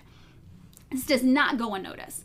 The Ayatollah is like extremely well liked in Iran. And a few days later, on January 9th of 1978, all of these protesters hit the street to protest this shitty, petty article that the Shah had written about the Ayatollah. And what do the police do? They do what the police always do. They fire into the crowd and kill people indiscriminately. And this just gets people more riled up. So by February, anti-government demonstrations are going wild. There start to be riots every 40 days, like on the anniversary of the protesters' deaths, all throughout the country. And on June 5th, the left-leaning freedom movement calls for a general strike. So at this point, we're like in full-blown revolution mode in Iran. By August, there were riots throughout the country. The former Speaker of the Senate, Prime Minister, and head of the Pahlavi Foundation is appointed Prime Minister of this like reconciliation government that's supposed to try to fix things. But by September, like 100,000 protesters are in the streets calling for the Ayatollah to be able to come back to Iran. The Ayatollah had been kind of in hiding after the Shah hated him, and they're like, bring back the Ayatollah, like, we love him, this is fucked up. Thousands of protesters start clashing with the military, and on September 8th, a day they nicknamed Black Friday, 164 people died in these fights. So on October 8th, the strikes pick up even more steam in major industries. We're talking oil, hospitals, media, power plants, postal services, public transportation, steel, schools, you name it. And the Ayatollah, right, he's exiled kind of from Iran. He goes to France and he goes on TV and he's like, yeah, this shit is fucked. Fuck the Shah. We need him out of here. But again, in nice religious man speak, not how I talk. So, I don't know about nice. In religious man, so he's a man of strong religious convictions. So this brings us all the way up to November 5th, 1978. We got riots. We got protesters. We got government buildings being ransacked. We got banks being lit on fire. We got the whole cabinet resigning in Parliament. They've been replaced by just a straight-up military government. A state of martial law is imposed. There is no freedom of press. And the Shah is like going in the media and he's like, oh, like I really want to end martial law. You're all mad. I mean, would you calm down? Then I'll end martial law? Like, what if I just release these 210 political prisoners? But you're also being so naughty. I can't end martial law now. And this does not go as he's planning. People are just even more mad. So the offices of the secret police, the SAVAK, remember the ones that the United States helped create? These get totally ransacked, attacked. Bank stores and police stations are all set on fire. Oil workers by December are all on strike at the request of the Ayatollah. And at this point, the Shah is like, okay, everybody, why don't we negotiate, right? So he's like, what will make people happy? And then he goes and finds this close collaborator of Mossadegh. Remember, the guy that the United States overthrew and who was imprisoned and died. He goes to his close collaborator and he's like, hey, would you mind being the prime minister, please? People are like really mad and they really liked Mossadegh. And the collaborator is like, are you going to stay in the country and face the justice you deserve for being like a terrible fucking person who sold all of our interests out to the US and like the UK abroad? Or what? Are you going to flee? And he's like, well, I was going to flee. And then the guy's like, then I'm not fucking doing it. Like, no. So eventually he finds a prominent member of the National Front, right, which was the political party of Mossadegh. And he's like, how about you? Like, will you come kind of take over and be prime minister now? Because this is all falling apart. And this new guy is like, okay, fine. By 1979, though, things have not chilled out, even with this new guy in. A 9-member Regency Council is established to allow for the Shah's departure. And the Shah and his family are just like, we're not actually leaving. We're just going on vacation to Egypt for like a really long time. Which is not true. They're fleeing. So they leave and all the power is handed over to the new prime minister. And some people like him, right? Some people like this guy. They're like, oh yeah, National Front guy, okay. 150,000 people show up in support of him, right? Because he's from the party that Mossadegh was from. But other people are like, you know what? Fuck this guy too. And protests are still happening. So the Ayatollah at this point comes back and everyone is stoked. They're like, all right, you know what? The Ayatollah should appoint the new prime minister of the provisional government. And he chooses this guy who's a devout Muslim professor and former member of the National Front turned leader of the freedom movement. So he kind of is like got his hands in everywhere. He's religious, but also he's on this like leftist kind of front, and he's a man of education. So the troops all leave parliament, army commanders are arrested, and revolutionary militia groups take over instead. 4 high-ranking Savak members, the secret police of the Shah, are killed. And this new prime minister is like, hey guys, love the support, love what these militias are doing, just randomly killing people. That's really nice. But I don't think I can do my job if you revolutionary forces just keep killing people. It's kind of like vigilante style. So they're all like, okay, yeah, respect. We're going to cool it. And by the end of March 1979, a totally new Islamic Republic is approved in a nationwide referendum. And then the Ayatollah is like, hey, you know what would be fun? Let's just kill that guy who was prime minister for 13 years too. We hate him. So they kill him too. They're just like, yeah, he's fucked up. But he was like, I'm turning myself in. Please don't kill me. And they're like, yeah, we definitely won't kill you. And then they're like, no, we're killing you. We all fucking hate you. So what happens from this is this like really complicated issue. We got the Ayatollah, we got the New Front, we got the Mossadegh people, we got leftists, we got all these people kind of with their hands in everywhere. And it's not like there's one defining voice of what people want, because people are different. So workers' councils in Iran arose during the revolution, and many of them grew hostile to the Ayatollah in the process. According to this one paper that was published in 1981, many local shuras, which is what they call the councils, control their factories and even the output and production priorities of their industries. Peasants have begun to take over the land themselves. National minorities have forced the Tehran regime to recognize some of their rights. The far left and working class political organizations can now organize, publish, and demonstrate in the face of the regime. All such gains will turn out to be untenable over time unless the working class takes state power, but none of them could have existed for a moment under the Shah's rule. And this kind of sets the scene. They're like, well, yeah, it's good we don't have the Shah anymore. We have this room to breathe, but like, is the Ayatollah really going to like facilitate this leftist kind of political revolution? And then from this cultural perspective, a lot of other people were really extolling the virtues of the Ayatollah and Islam on the whole. That same paper in 1981 also wrote, despite all the propaganda in the Western press, a spirit of exhilaration swept the neo-colonial world as the Iranians crushed the monarchy armed to the teeth by the US and stood off American threats for 2 years. Even though the Iranians are not Arabs, popular sentiment in the Middle East for Iran persists despite the current war.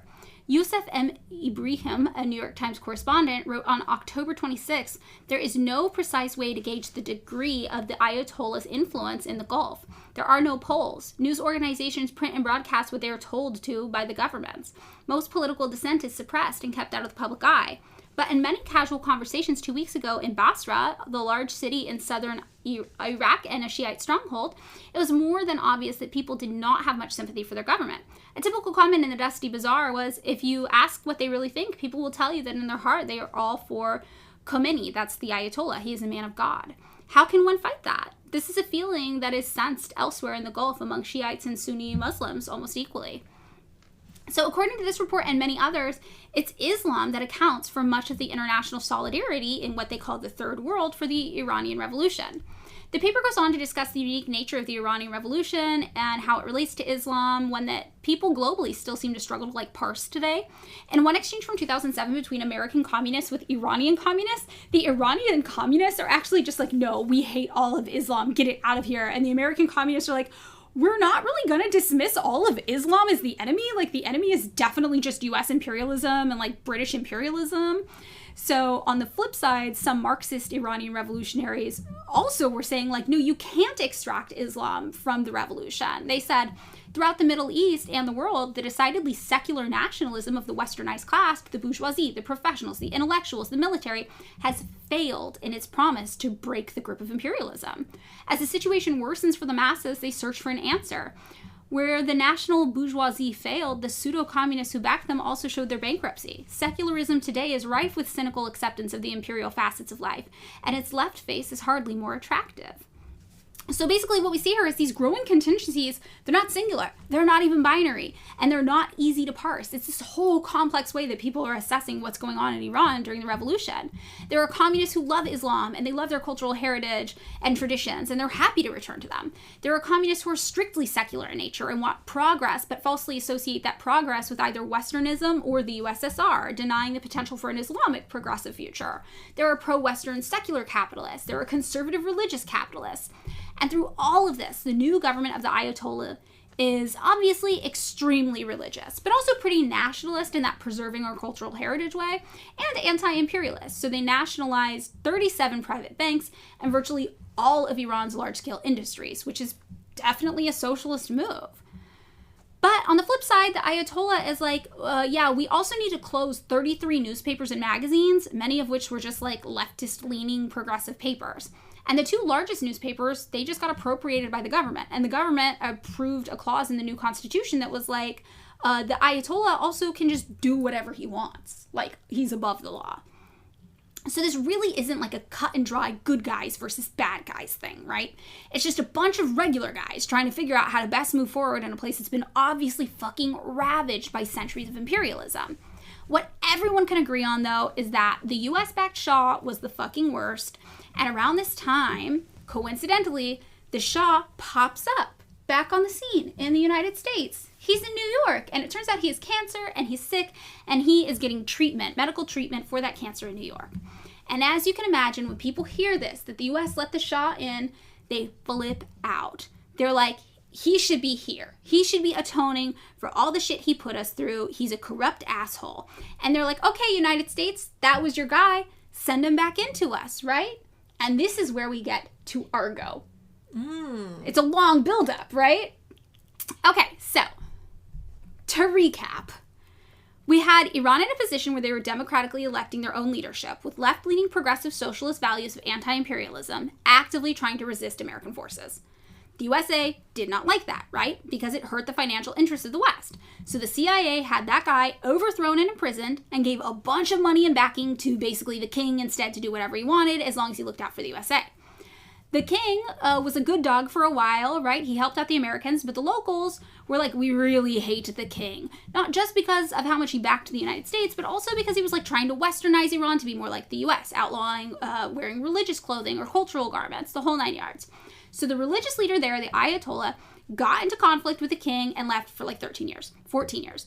Meanwhile, the CIA-backed king is actually, what if I went off script a little and did my own thing over here? And then he goes a little mad with power, right? And he ends up creating this one-party state, forcing people to give him money, dress exactly how he wants, all while becoming super combative when it came to anybody kind of too far on the left. And the whole reason that the US was super involved in Iran to begin with was oil. And he was like, also, this is my oil. Right. So after this, there's this huge revolution that happens. And he gets into this fight with the Ayatollah. The Ayatollah is like, I'm supporting the revolution. And the revolution ends up being backed by everyone who hated US imperialism, which is a wide net to cast. And also, when the Ayatollah got involved, everybody who was super religious. So now you have this huge base of people who are fighting against the Shah. And when the Shah is overthrown, we have this theocratic leadership in place that people today are currently protesting in Iran. As it stands today, the United States overthrew Iran's last democratically elected leader, Mossadegh. And it wasn't until March of 2000 that then U.S. Secretary of State Madeline Albright officially acknowledged this, saying, the United States played a significant role in orchestrating the overthrow of Iran's popular prime minister, Mohammad Mossadegh. She even went on to say the coup was a setback for Iran's political development and that she sympathized with the Iranians who continue to resent this intervention by America in their internal affairs.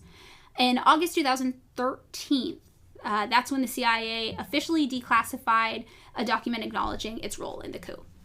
So that's where we are by the time we get to Argo. So obviously, absolutely all of this started because the USA sent the CIA to overthrow the democratically elected prime minister back in the 1950s, right? And this is where we get to Argo, and we are at the US Embassy in Iran. And to really view it from like the perspective of people in Iran now, you can see, you're like, here is this institution of the United States. It seems like an institution of imperialism, even if it's technically not. It's filled with American agents, it's flying an American flag, in a country that is just so fucking tired of seeing Americans anywhere in their shit. And there are protesters outside who've been protesting now for years. They are mad at this whole fucking mess, and they know that it was the Americans who started it. And what ends up happening, this is the Argo setup, is a group of students so mad at the U.S. Embassy that they're like, all right, you got our guy, the Shah, over in the United States, and you won't give him to us. So we're going to get some of your guys. We're going to break into the embassy and we are going to capture all of the Americans there. And they do this. They break into the embassy, they seize control, and they take 52 Americans hostage. And they say, look, United States, like, you intervened here as much as you possibly could. You've been pulling the strings. You instilled, the puppet dictator. Give us the Shah back so he can face the consequences of his actions, and we will release your hostages. And the United States is like, fuck. Okay, but no, we're not releasing the Shah. What if instead we just sever ties with you completely, sanction all Iranian oil imports, and freeze all Iranian assets that we can get our hands on? And this does not scare anybody. It doesn't do anything. And the American hostages in, the Iranian hostage what is it called? The Iran hostage crisis, I think it's called. Yeah. They end up getting held for 444 days. Wow. A really long time. So, the United States and Iran officially sever all diplomatic relations, right? And the Cultural Revolution, as they call it, is beginning in Iran. They close down institutions of higher education for 2 years. They form Islamic committees to run the universities. And this is the start of what people call, this Cultural Revolution, but it's also just kind of like a de-Westernization effort, and it's a direct response to U.S. imperialism. So less than 1 hour, though, after Ronald Reagan becomes president in 1980, the hostages from the U.S. Embassy are released. He signs a deal. He's like, yes, free them. And as part of the negotiations, the USA promises to never intervene in Iranian politics again. Do you think we stuck to that? Oh, probably not. Yeah, no, we did not. We did not. So, meanwhile, in 1980, Abu Hassan Banisadr is elected the first president of the new Islamic Republic of Iran, with 75% of the vote. But 1 year later, the Ayatollah removes him from power, allegedly because he was too sympathetic to left-wing revolutionary forces like the People's Mujahideen Organization of Iran. He flees to Paris, and he ends up joining the opposition, called the National Council of Resistance, established by the Mujahideen. So, in September of 1980,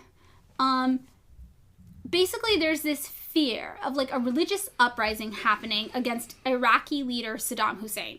So Saddam Hussein is like, oh, that Ayatollah is pretty powerful there.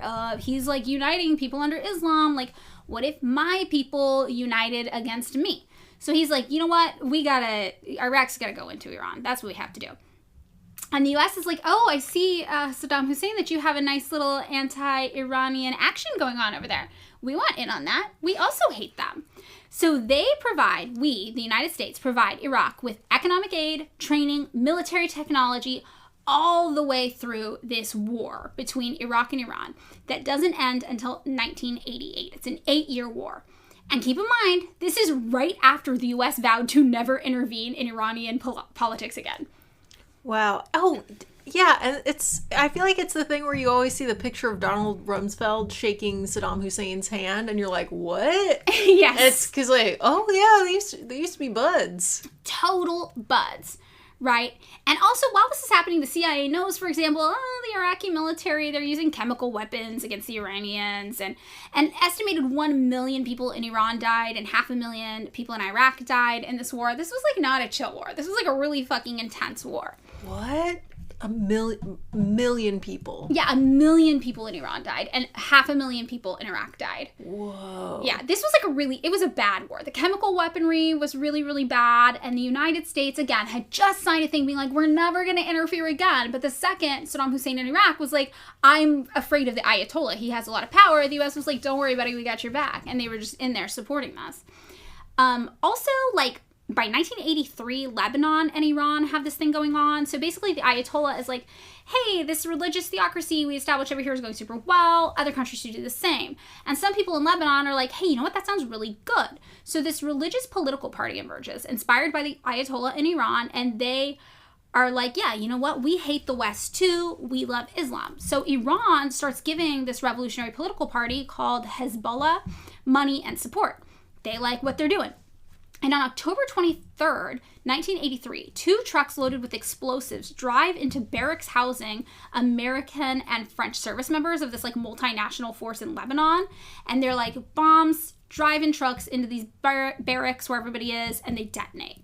And this attack kills 241 U.S. military personnel, which is the highest single-day death toll for the U.S. Armed Forces since literally the Tet Offensive during the Vietnam War. So a group named Islamic Jihad, which is widely believed just to be a front for Hezbollah, claims responsibility for the attack. And the United States is like, okay, we're getting all of our Marines out of Lebanon, and also we're declaring that Iran is a state sponsor of terrorism. And this is interesting to me that they called it terrorism because, 1, it was the U.S. military, and 2, they were in Lebanon on a military mission. And it was Lebanon that was like, no, get out. Not Lebanon as a country, but Lebanese people. So technically, I feel like terrorism is different. Yeah, I feel like terrorism doesn't really mean anything, but if we're deciding what it means, it doesn't mean that. It seems just like a military operation. Yeah, it seems kind of like a counterinsurgency military operation. But, you know, I guess it's getting caught up on linguistics or whatever. It is. So in the 1980s, you know, the U.S. is like, we've got now an arms embargo against Iran because we've decided, you know, they're terrorist supporters. We're not giving you any weapons. Ooh. But in 1985, Ronald Reagan's administrative officials, the high-ups, are like, maybe we'll just secretly sell Iran a little bit of weapons in order to bribe them into organizing the release of, like, 7 Americans that are being held hostage by Hezbollah in Lebanon. Because you guys are buddies. You're buddies with Lebanon. You like Hezbollah. Oh, this was the Iran-Contra scandal. Yes, it was. And the weapons we're talking about here, it's 2004 TOW missiles and 18 Hawk missiles. And as a nice little tie-in to our Big Gun starring Nicolas Cage episode, all about the military-industrial complex, if you guessed that those Hawk and TOW missiles were made by Raytheon, the U.S. company whose CEO made $23.3 million last year as his annual salary, you would be correct. And 11 former members of the U.S. Congress have been or are currently employed at Raytheon as well. Yeah. So, these officials use the money from the sales of their buddies' mega expensive missiles to fund right-wing Contra rebel groups in Nicaragua, after Congress explicitly prohibited allocating any more money to them. And they do this all to fund this astroturfed anti-communist fake insurgency there against the Sandinistas. And this whole Iran-Contra thing, it isn't even super effective to secure the release of the prisoners. Like, Hezbollah kills 2 of the hostages. Only years later do they release the rest. And this whole thing comes to be known, like you said, as the Iran-Contra affair. And in 1987, Reagan actually has to do this whole televised address, taking responsibility for the whole thing. And some people in the U.S. government were even, like, convicted of committing a crime when they did this. Yeah, I know there was the whole Oliver North thing. Oh, maybe explain that. Well, Oliver North was like some sort of general who basically had to testify in front of Congress, and I believe he kind of like was the fall guy, but I have to, but basically now I think he's like a Fox News commentator. Oh, really? Yeah. Wow, that would check out. Like, it's definitely, like, it, like, in the scheme of politics, should have been a really big fucking deal, but just, like, somehow kind of wasn't, because people just fucking loved Reagan, and, like, yeah. Yeah, I think that happens a lot. I think things happen that you're like, this is really shocking, and everyone's like, is it? Well, yeah, I mean, like, to me, it's just, like, I think the whole, like, to me, it's just, like, no military pro-peace everywhere, but, like, if we're gonna do a government, if you're gonna do the thing, and you're gonna have, not tribunals, what do they call it, like, committee hearings, like, for, you know how, like, they have for January 6th, they had one for, Iran-Contra, it's like, if you're gonna do the thing, make it a big fucking deal, right? If you're gonna do the thing. They need to do a parade when they do it, I think. They need some pizzazz. That's my thing, where it's like, if you're gonna do America, then just do it. You know what they should actually do? When there's a political scandal like that goes to hearing, they should make John Travolta and Nicolas Cage star in a movie reenactment of it.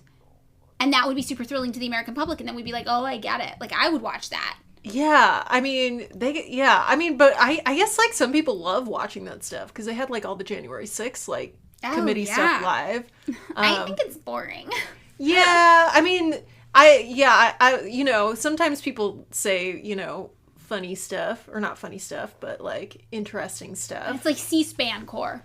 Yeah, you know, sometimes it's like, it's almost like ASMR, where they're just talking, and then someone says something, and then they're talking. Yes. I don't know. I don't know. I don't know if it's that, but yeah, it just seems like Iran-Contra could have been something that could have, like, been, like, Reagan's Watergate, but wasn't. Yes. But because people just really liked Ronald Reagan for some reason. Yeah, I mean, even in the 90s is when we did the War on Drugs episode last week, the 90s is when one of his chief advisors was like, yeah, we knew we couldn't make it illegal to be black or hate the government, so we just made drugs illegal and pretended like all these people did a ton of drugs. And it's like, that should have been huge. It's so funny. I've been seeing so many, like, TikToks and, like, just, like, it basically seems like where everything went to shit, where it's like housing prices got more expensive, school got more expensive, more prisons, more, like, basically all the shit that, like, millennial and Gen Z have to deal with now is because of fucking Reagan. It's like all Reagan. Like,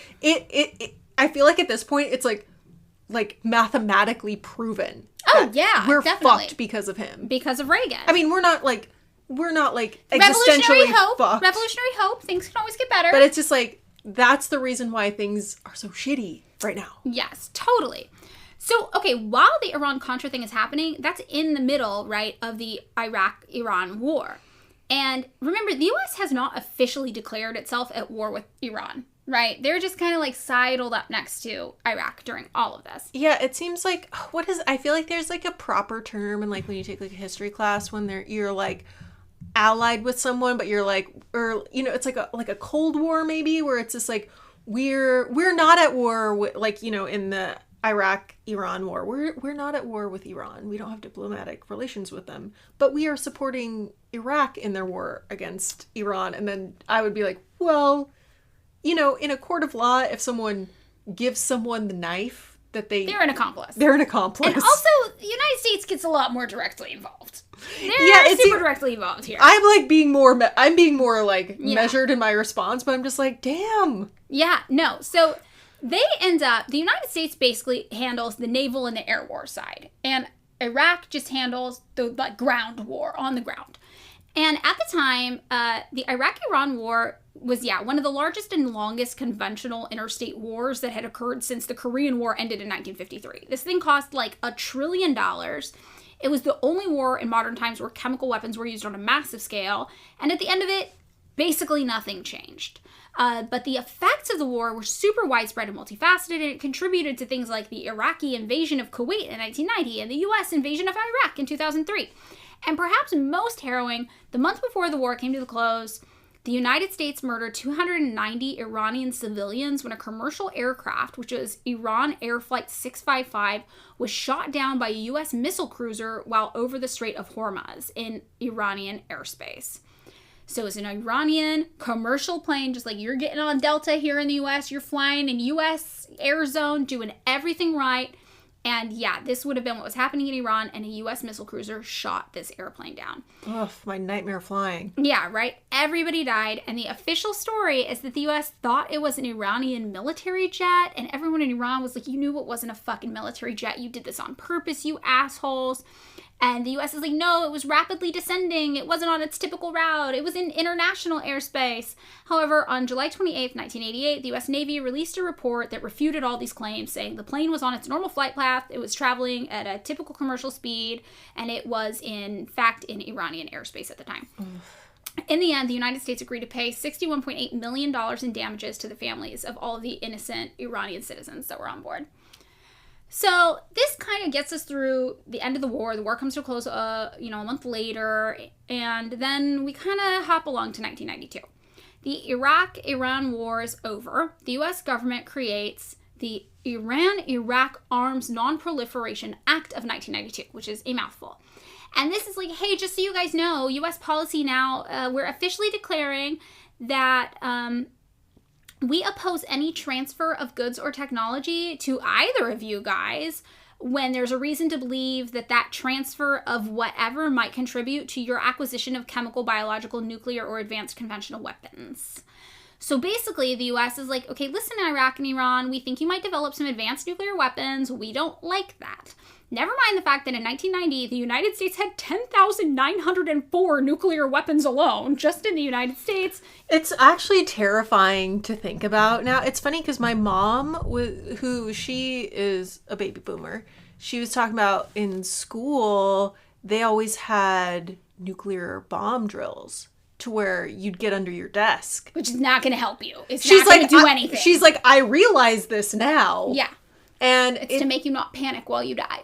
Yeah, and I was just like, wow, like, and, now with, like, again, people are saying, like, we should be worried about nuclear weapons again. I'm like, what the fuck, man? Yeah. That's, like, shit my mom was talking about. Like, we don't think about, like, it's funny, like, because we just haven't thought about it for a while, because it's not like, we've had, like, prolonged period of, like, I don't know, I would say peace in the United States, but that's not true, like a war like the Vietnam War or something like that, or like World War II, where it's like since the end of the Soviet Union, we haven't thought about like nuclear weapons a lot, but I'm just like, holy fuck, we could destroy the entire planet. Yes, and not very many countries have any nuclear weapons. We have a bunch, Russia has a bunch, Iraq, Iran had none at the time. And at the time also, the United States is still, even to this day actually, not just at the time, we're the only country to have deployed nuclear weapons on another country. We're the only ones who've done that, right?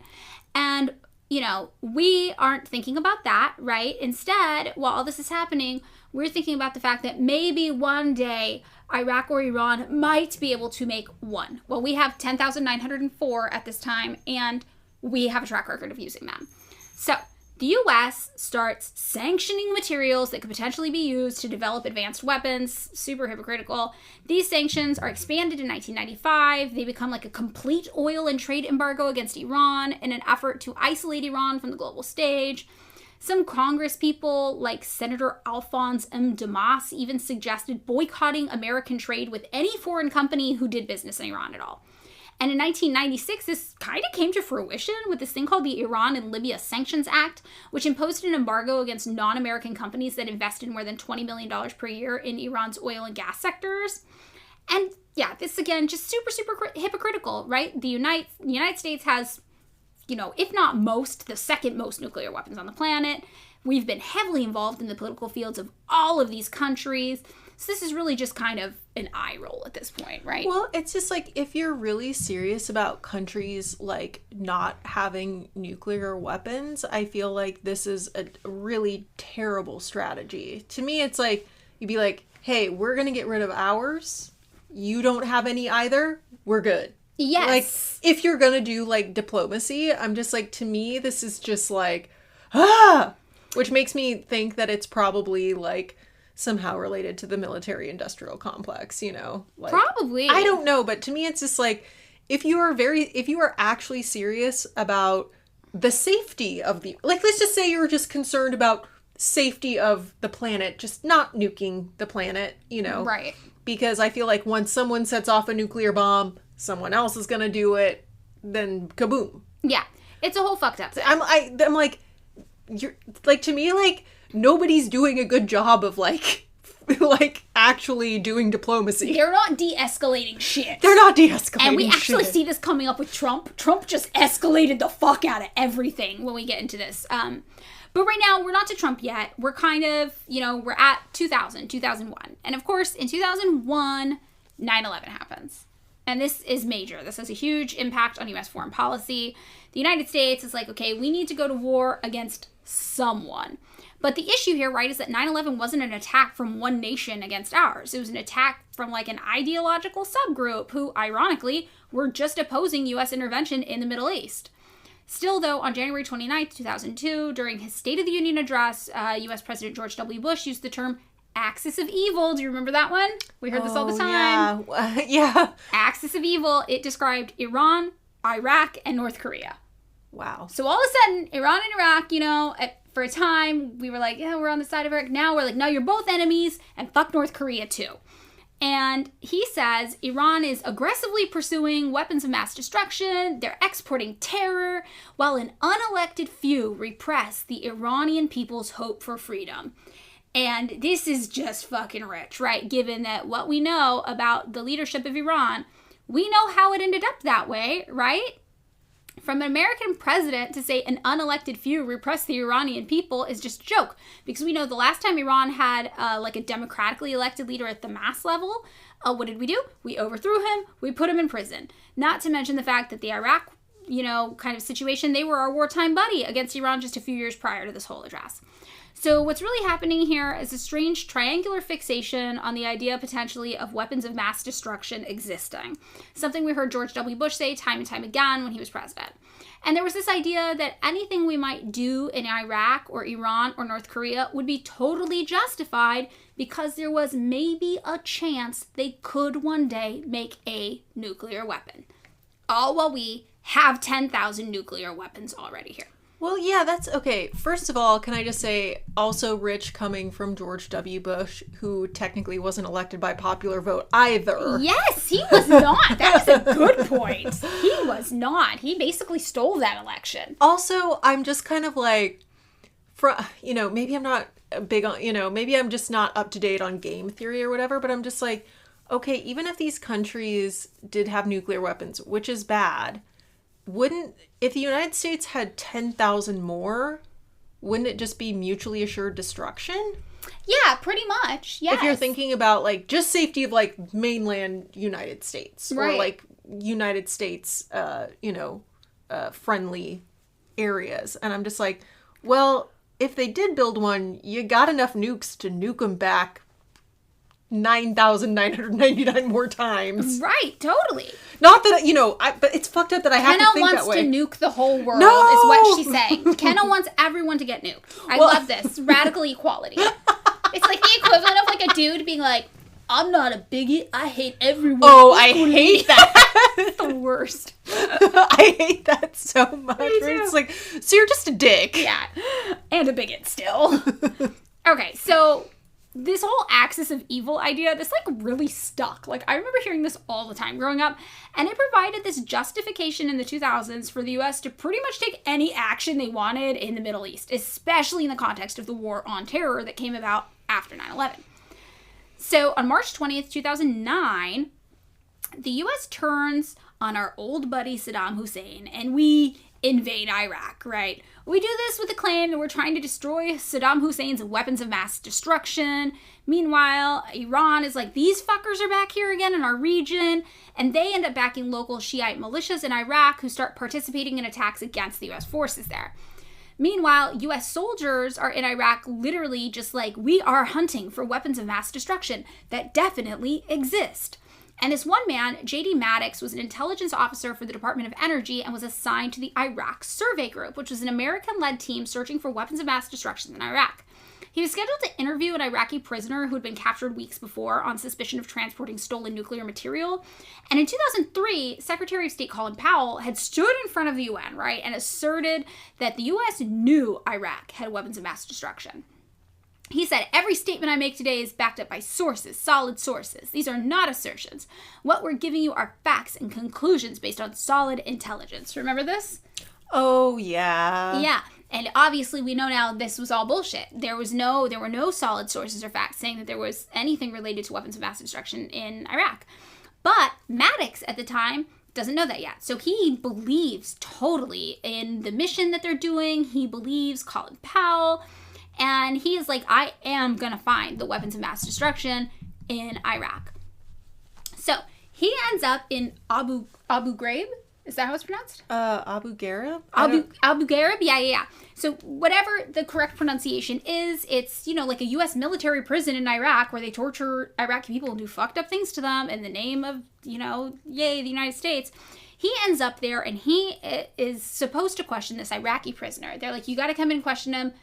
He's got the weapons of mass destruction stuff. He's got the stuff they use to make the weapons. We know it.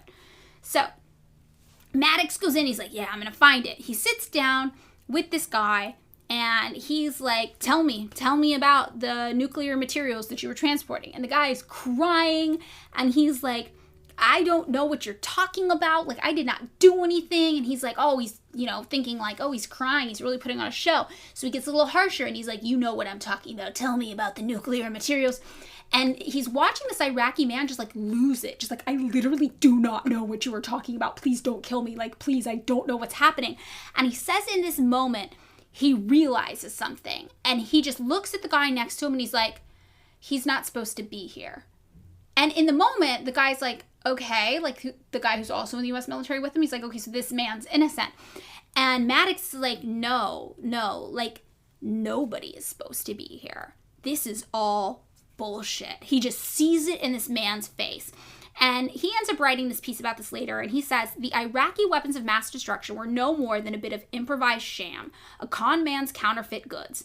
In the process, I had stumbled into one of the darkest places in wartime Iraq and into the most revealing truth of the conflict. Nobody belonged there. Yeah, I mean, to me, at the time, it just seemed like everyone, the way that the Bush administration and the media, like, acted, it made most people think that Iraq did 9/11. Yes. And like, I think they did that on purpose, that confusion where you don't quite know what's happening. Where it's like, we know it was people from other, many different countries. Like, but the government of Iraq was not. Right. But people really conflated it. I think to this day, a lot of people still think that Iraq orchestrated 9/11, and that's why we went into Iraq. But then you're like, well, why did we go into Afghanistan? And people were like, oh. Blah, blah, yeah, blah. people also think it was Afghanistan. Yeah. Or they're just like, oh, that was Osama bin Laden. And you're just like, but he wasn't Afghanistan. He wasn't Afghani, I don't even think. I think he? No. Because he was the son of the... I believe he's... This is like a whole... Yeah, we have to do an Iraq War actually. episode, but I believe, I believe he is not from... I believe he's Saudi Arabian. I think he's Saudi Arabian also. I know that he was the son of a rich guy, and I remember that he was recruited into the U.S. CIA-backed training camps because they wanted a rich guy there. They were like, we want a prince. And they're like, well, no prince is going to come out here. So they got Osama bin Laden and stuff. Yeah. But yeah, not Afghani. But I think that, like, when you start asking people about the era, 2001, Iraq, Afghanistan war, people are really conflate are a little bit confused as what happened. But to me, that was the main justification for Bush to, I don't know, like, to me it seems like, we could do a whole episode, like, settle some daddy grudges because HW. Yes, the junior and the senior George Bushes. Like, when junior had the Bush first Iraq War, Yes. first Gulf War. They call it the Gulf War. Right. And then, Dick Cheney had some really heavy ties with Halliburton. Yes. And the military-industrial complex. So it kind of seemed like, and it also just seemed like, at the time, people were, if you weren't alive during that, like, weren't a teenager or an adult at the time, it's so hard to describe, like, the fervor that people had. Oh, yeah, and that's what resulted in a lot of people of color, in particular, people who were Muslim, people who were Sikh, being violently attacked on the streets. Yeah. Hate crimes went up. I mean, people were very violently, aggressively confused and wanted some sort of recourse. And so I think that's like a little bit, the Bush administration was like, this is perfect. Yeah, people they're like, nobody understands the Middle East. We can say whatever. Yeah, people will not come out against the war, even though some of the biggest protests ever were against the Iraq War. Yeah, I remember I went protesting every week. Yeah, and I think that, it was just, it was just such a, that's why I'm just, it's not surprising that they could use that to go into Iraq, even though we were just like, what? But you were friends before, but the Gulf, there's a lot of history. Basically what ended up happening is, the United States relied on the ambiguity of their intentions, as well as the American public's general lack of knowledge about relationships between different countries and different locations in the Middle East, to kind of throw every single justification at any sort of invasion in the Middle East towards any country they had been wanting to get into for a long time after 9/11. Yeah, anything that happened, they were like, oh yeah, now we can go into this Middle Eastern country, now we can go into this Middle Eastern country. Yeah, and I'm sure, too, with Iraq, also a major oil producing country, it's just you're just wow, there's a lot of patterns going on here with, basically big business, really fucking up other countries. Yeah, and the United States government and military helping. So this guy, Maddox, who was in the military, who was the one who was in Iraq and was just like, holy shit, I don't think there's any weapons of mass destruction in any of these places, and I don't think we should be here.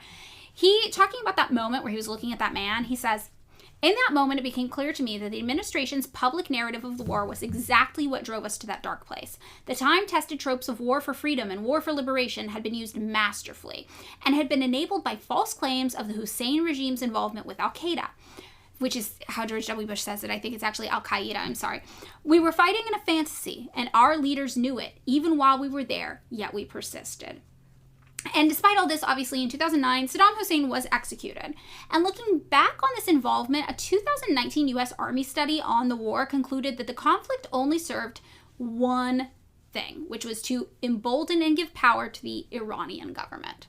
Interesting. Yes. So, accidentally, of course. So the Iraq war was kind of a proxy war with Iran. Well, it was kind of they were upset that they thought Saddam Hussein was stepping up too much and getting a little too aggro. Saddam Hussein had also started reportedly using chemical weapons on his own people. They were like, this guy's kind of a loose cannon. We need to be able to control him. We need to control Iraq. We need to also, just regain some sort of power that we lost in the Middle East in general when we lost control over the Iranian Shah. Iran was just we literally fucking hate the United States. So they sent people into Iraq to help fight, the American soldiers. Gotcha. But the reason why it ended up really emboldening Iran is because the Ayatollah there is look, the United States gets involved in all of our business. They don't give a fuck about us. They're imperialist warlords.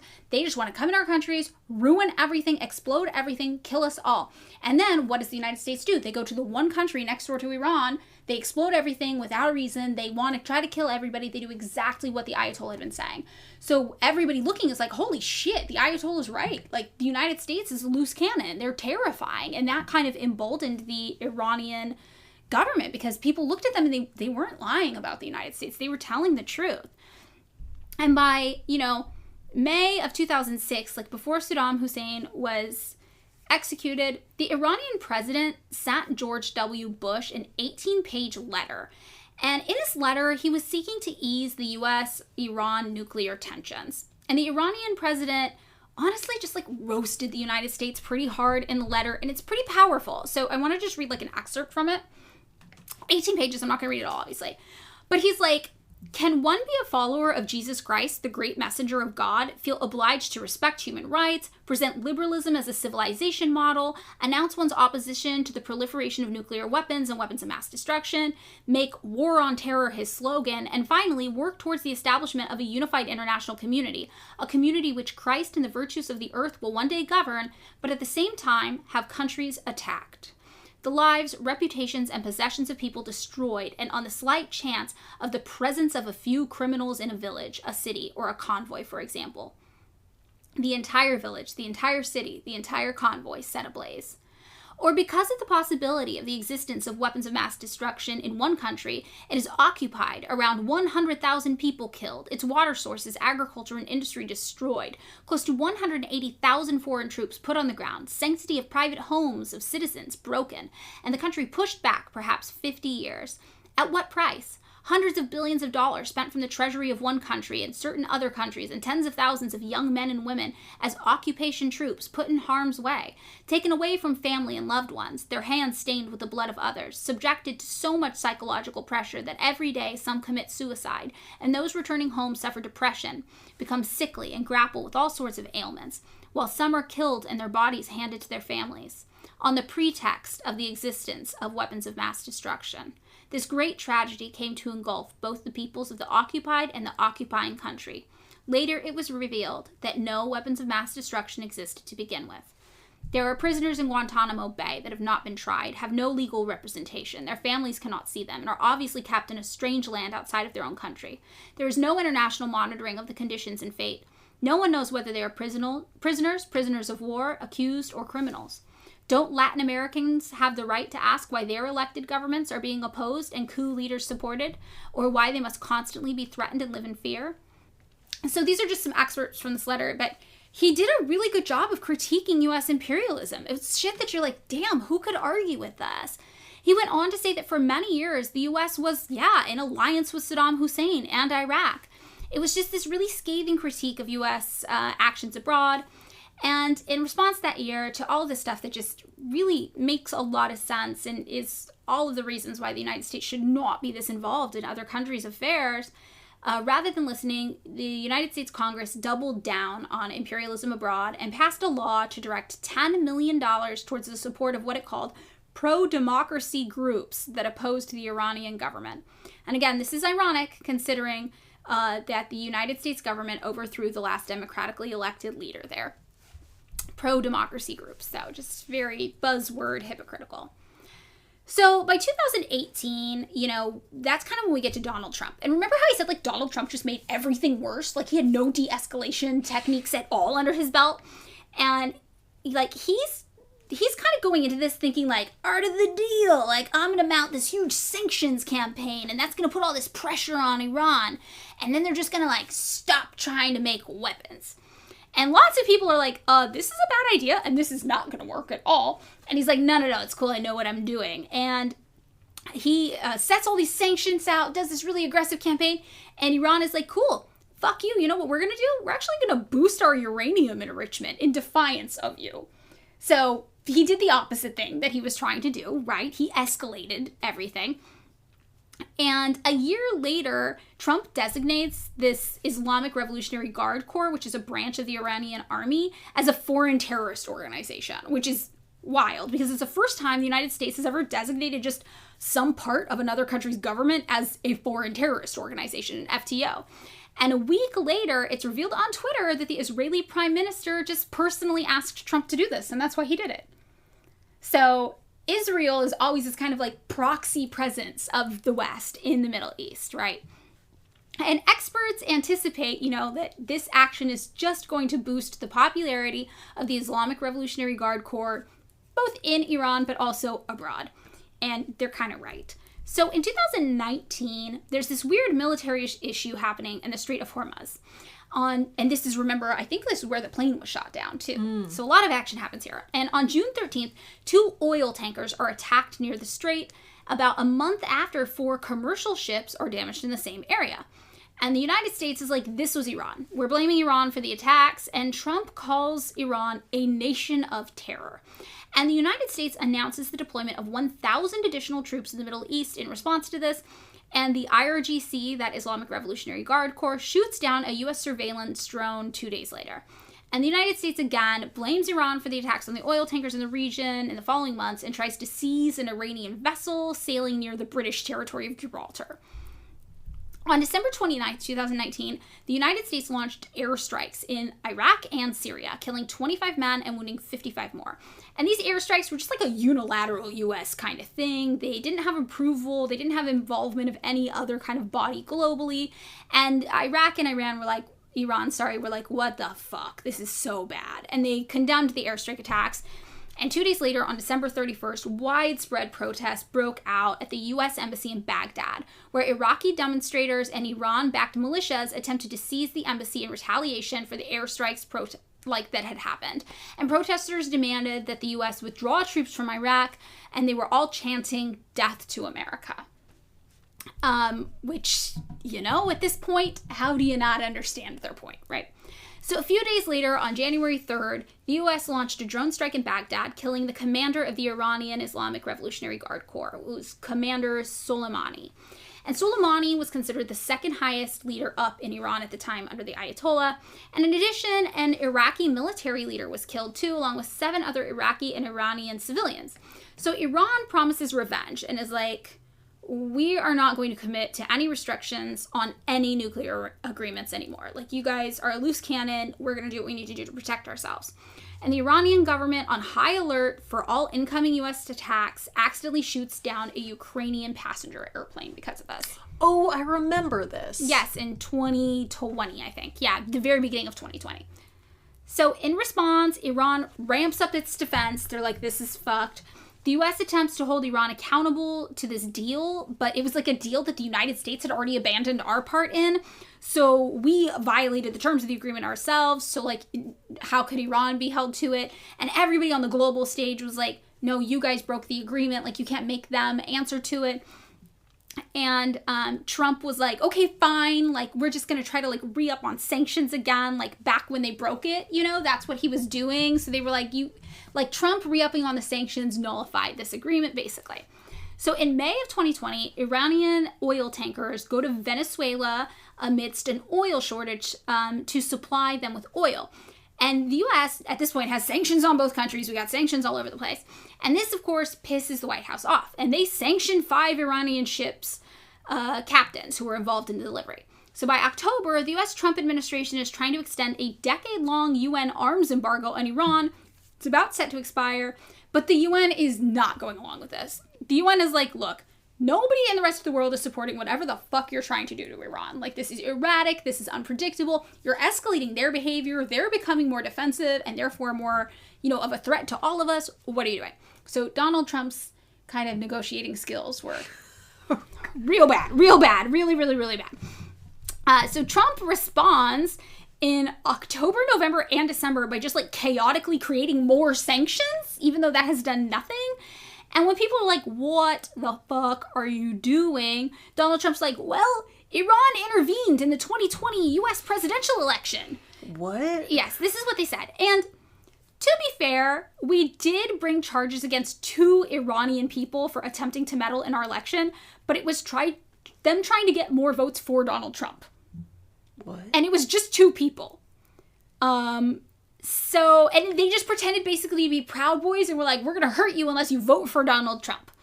So, again, 2 people. Meanwhile, our entire CIA actually overthrew their entire government. So I don't really know how this, whatever. It doesn't super stick, obviously. So then Trump is like, they also have chemical weapons. But remember, the U.S. condoned Iraq's use of chemical weapons on Iranian people during the Iraq-Iran war. And then they're like, well, there were human rights abuses on protesters in 2019, which, again, yeah, probably. But rich coming from the country where police officers hunt and kill black men in the streets regularly and also just murder political opponents like Fred Hampton from the Black Panther Party whenever it's convenient. So just a lot of hypocrisy, not making a lot of sense, and he's kind of like grasping at straws here. And that kind of leads us to today. So basically, the U.S. is frantic about whether or not Iran has nuclear capabilities. Iran is like, fuck you, we're doing what we want on that front.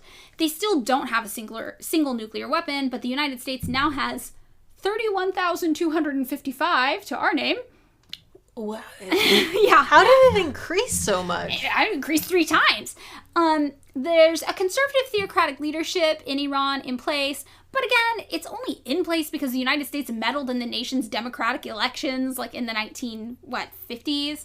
And now, following the alleged Iranian state, murder of a young girl named Mahsa Amini, thousands of Iranian women are currently taking to the streets to protest their government. The government that we in the U.S. created through decades of abysmal foreign policy and outright military coups.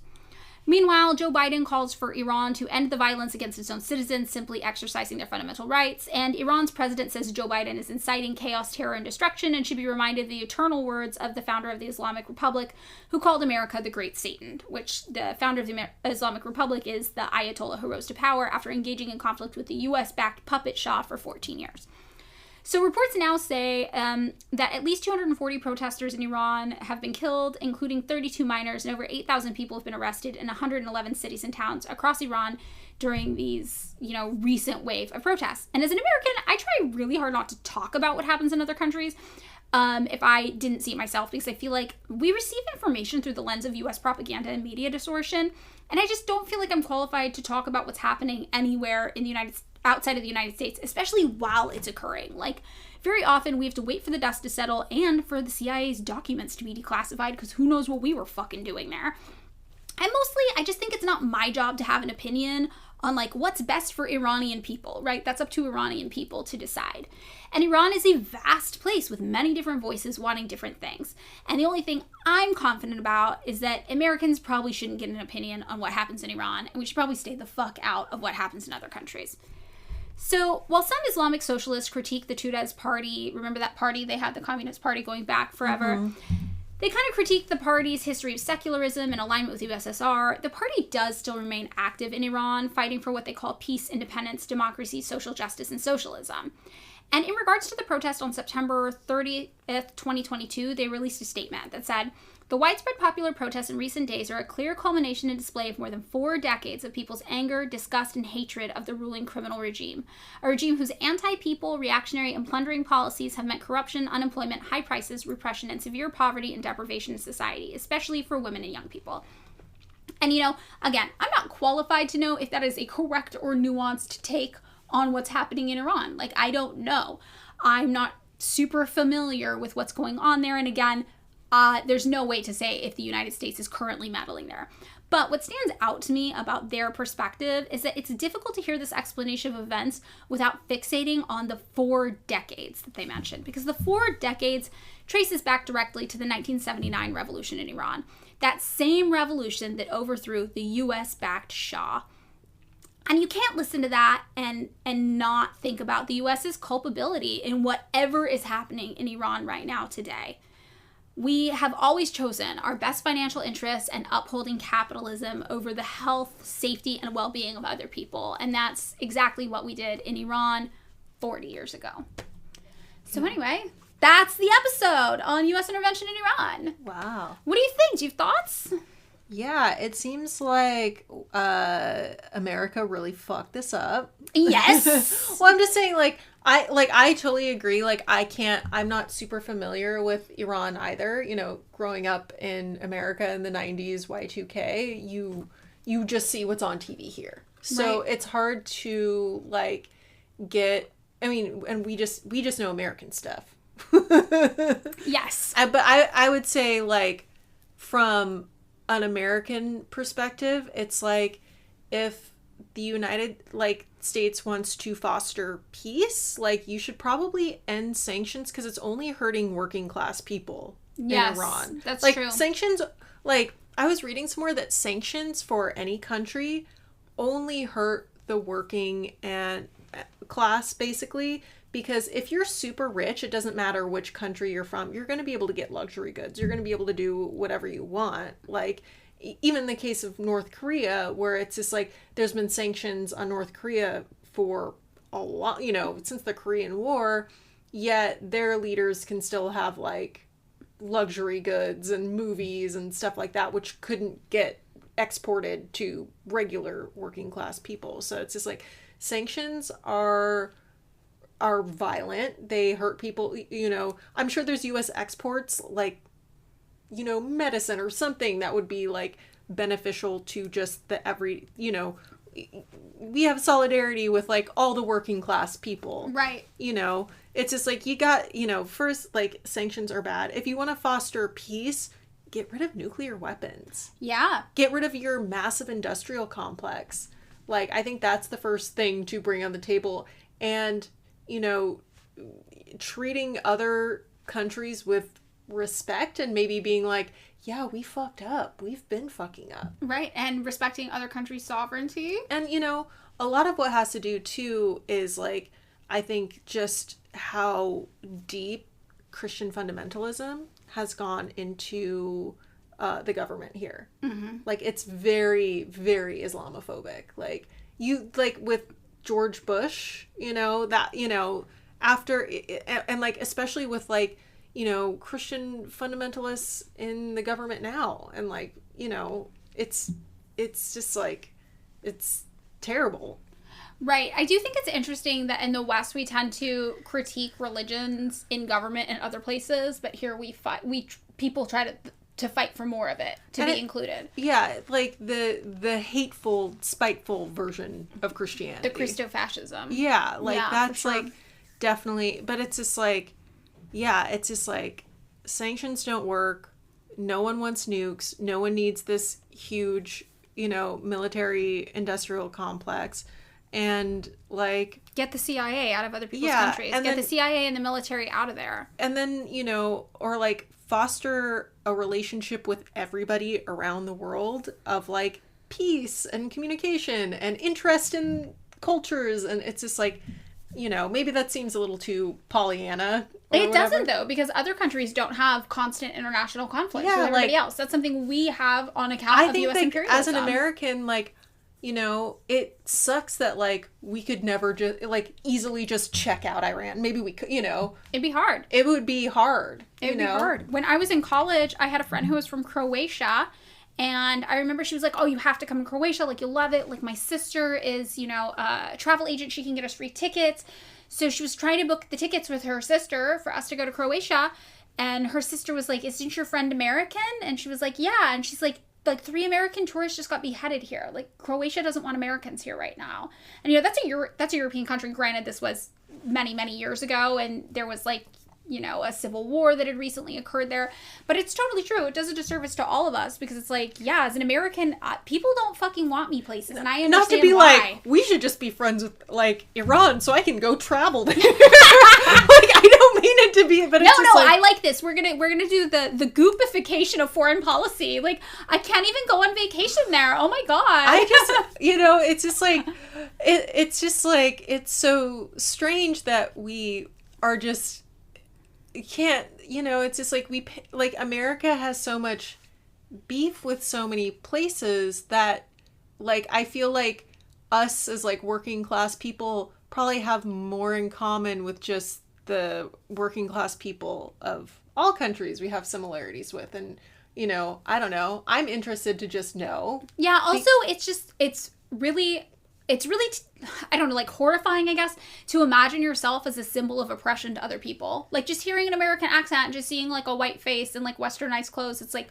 oh, yeah, you have so much fucking trauma from what my country has done to you. Like, I appear to be a tool of violence and genocide when I am in proximity to you. And that can be true for basically everywhere in the world except for some parts of Europe, you know? And that's pretty wild. That just, like, shows you how violent and imperialistic, like, the United States truly is. Like, we are symbols almost of oppression when we go places, and you get why people don't like Americans, why people hate the U.S. government. You know, it's just, it makes sense when you think about also U.S. military intervention and CIA intervention in Iran in particular, also to think back about just the history of, like, everyone doing this to Iran. So it's like this multifaceted thing where it's like the United States and our hands in everybody else's pot, and then it's like the whole world and all their hands in Iran. Yeah, and I feel like, you know, there's a lot of nuanced things going on where it's just like, I feel like governments are doing things, you know, that are not in the people's best interests, and it's like, it's like, it just, for me, it's just like if the U.S. is really saying that they just want peace and freedom, they're not doing a good job at it. No. I don't even think they say they want that anymore, though. I think they say they want power. Yeah, and it's just like... But they do call things peacekeeping missions, which is very confusing. They send soldiers places and then say it's on a peacekeeping mission. Yeah, because I think that, yeah, it's just like, I think everyone wants everyone to live nice, peaceful, chill lives. Yes. And Kenna wants to nuke the whole world. Because No! she's not a bigot. She hates everyone equally. No. Just kidding. Do you have anything else you want to add to the episode in Iran? I thought that was all interesting information. I didn't know a lot of that Yeah, stuff. I didn't know a lot of it either. We researched. We learned together. Yeah. Okay, that's the episode. Thanks so much for listening to another episode of Pick Me Up, I'm Scared. If you would like to join us on Patreon, you can find us at patreon.com/pickmeupimscared. For $2 a month, you can access 2 bonus episodes monthly. And also you can chat with us about what's on your mind and give us recommendations for show topics. Ooh, but if you don't want to do that, that is totally fine. We're just happy you're here.